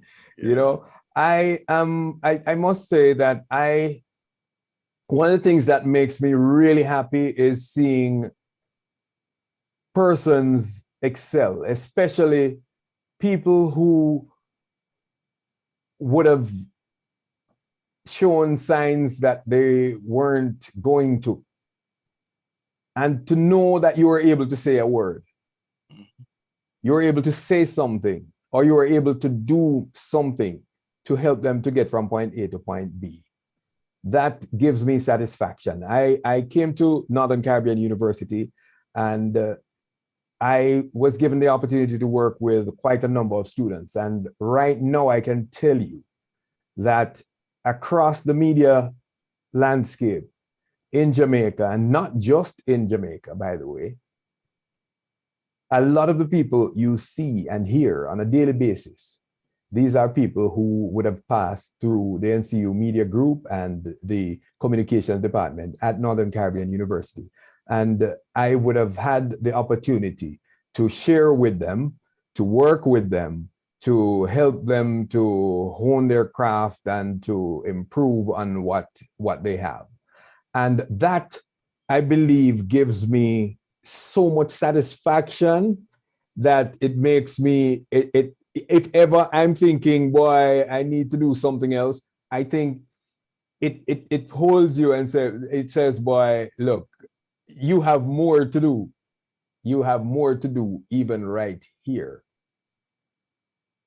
When I look on the call a while ago, I said hello to Andrew. Andrew James Sawyers is someone you would probably hear on the radio every day. Mm-hmm. You know, Jamaica, well, with JIS, Jamaica Information Service.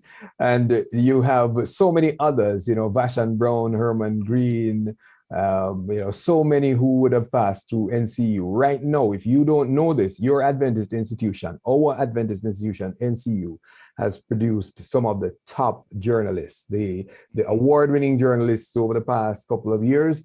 Many of them, Andrea Chisholm and so many others, would have been students of Northern Caribbean University. So God's little school on the hill that many would have looked at as a little Bible school is doing much more these days. I'm happy to be a part of the process.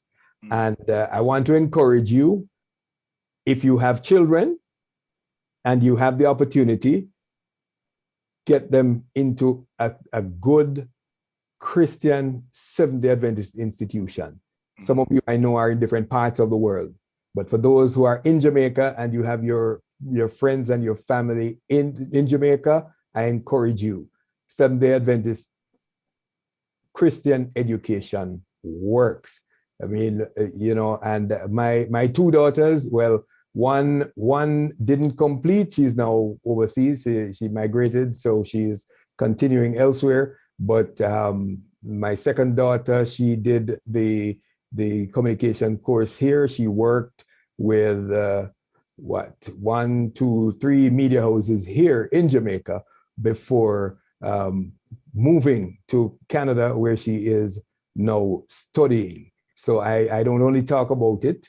It's a part of what I do because I believe in it. Let us ensure that our children get the kind of education that will not just take care of them in this life, but in the life that is to come. Beautiful. Thank you so much, Dr. Arnold Kelly, General Manager, NCU Media Group and veteran broadcaster. The great and wonderful Dr. Kelly, we really appreciate you, and you'll be back. Whether you're kicking and screaming or not, you'll be back. We're going to have you back. I have some plans for you. I'm just thinking now, some machinations here in my head, you know, of some things we will do together. And we'll even include my good friend Vincent, Dr. Peterkin. Oh, yes. And I'm going to ask him to, in a little while, just do a prayer for us when we're closing. We're going to be closing shortly, but stay with us just for a minute as we sort of wrap things up. I want to thank everyone for supporting this program. It was well attended. It was marvelous. I felt at home. Next time you come back, we'll be a little more relaxed. We might even have on a t-shirt, who knows? But we'll have questions. We'll have some questions, because I know I have people here who always like to make statements and questions. But what we'll do is that when we close formally, we will go to gallery view or whatever, and just we can chit chat for a few moments, and then you can run away when you want. Because we don't rush home. Most of my members are homeless. They don't go home. They're on here for hours. They don't go anywhere. So yes, we'll get to do that momentarily. Let me put a plug in, and then we'll have our prayer. We are having tomorrow evening at 6 o'clock. We will have a special program, which is our grief support forum, which is about 6 weeks or so old. Dr. Grace Kelly will be doing it. People are loving it, and we're averaging over 30 or so devices every week, and it's growing. Dr. Macmillan was on the other night, retired Leslie Macmillan from Bahamas, and others. Also on Monday, we have Youth Vibes at 6:30. It's a marvelous program. Please be here for it. On Tuesday, we have or lawyer Maitland. He's on Maitland Foundation, and tells you about Social Security and disability, etc. Wednesday, we have a big program with our Wednesday night praise worship section or segment. And on Friday, we have tremendous Vespers. So we have a smorgasbord. Is that a word? I'm trying to use some nice words here of interesting entrees for each one to enjoy. And on Sabbath, of course, we have this program 5 o'clock every Sabbath, Perspectives. We look forward to that. On the last Sabbath of this month, Dr. Trevor Stewart out of California will be speaking for us, and we look forward to that. So we thank you so much. And remember, if you want to donate or give something towards the support of the church, you go to rptworship.com and you will find a way to use your credit card. So we want to help you with your credit cards. I know you're having problems with inactivity with that card. We'd like to help you to use your credit card for rptworship.com. So we thank you very, very much. I'm going to ask Dr. Peterkin, my good friend from way back, if you will unpin us, let me see if I'll do it myself. I can unpin us. We will bring him up so he can do the prayer, and he can even say hello if he wants to. All right, Dr. Peterkin, come on over and give us a prayer. You can say a word before you pray, like a line or two. Go ahead.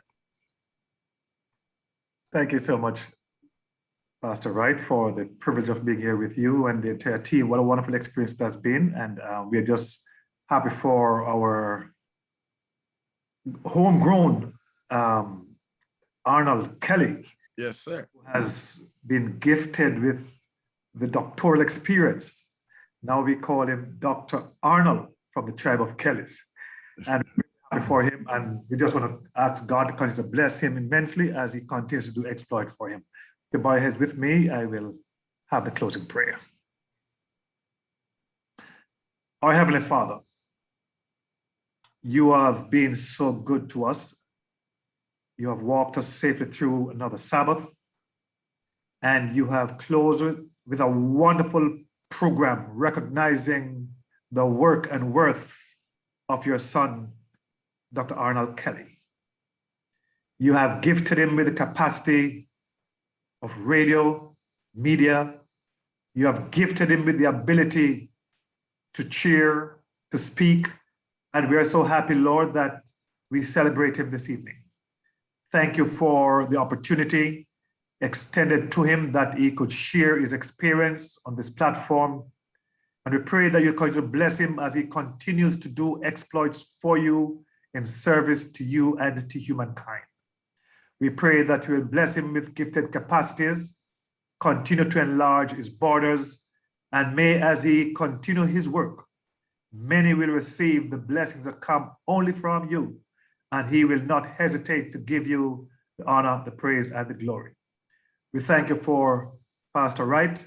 We thank you for the vision that he has to highlight, to show the work and worth of your people. And we ask that you'll continue to bless him and his ministry, his church. And we pray that you'll bless all the people who populate his church and those who follow virtually. Tonight, we just ask, oh God, that you will not only grace us with your presence, but see us through as we separate one from the other. Give us a great 2022, and may each of us find the joy in our hearts to keep hope and faith alive, recognizing that without you, we can't live. Without you, we dare not die. So as we commit ourselves into your hands, do breathe upon us your divine benediction, and thank you for hearing and answering us. This we ask, the merits and mercies of Jesus Christ, our Lord and Savior. Amen. Amen and amen.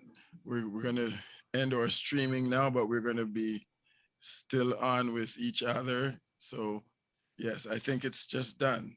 Yes, I think it's done now. Okay. So we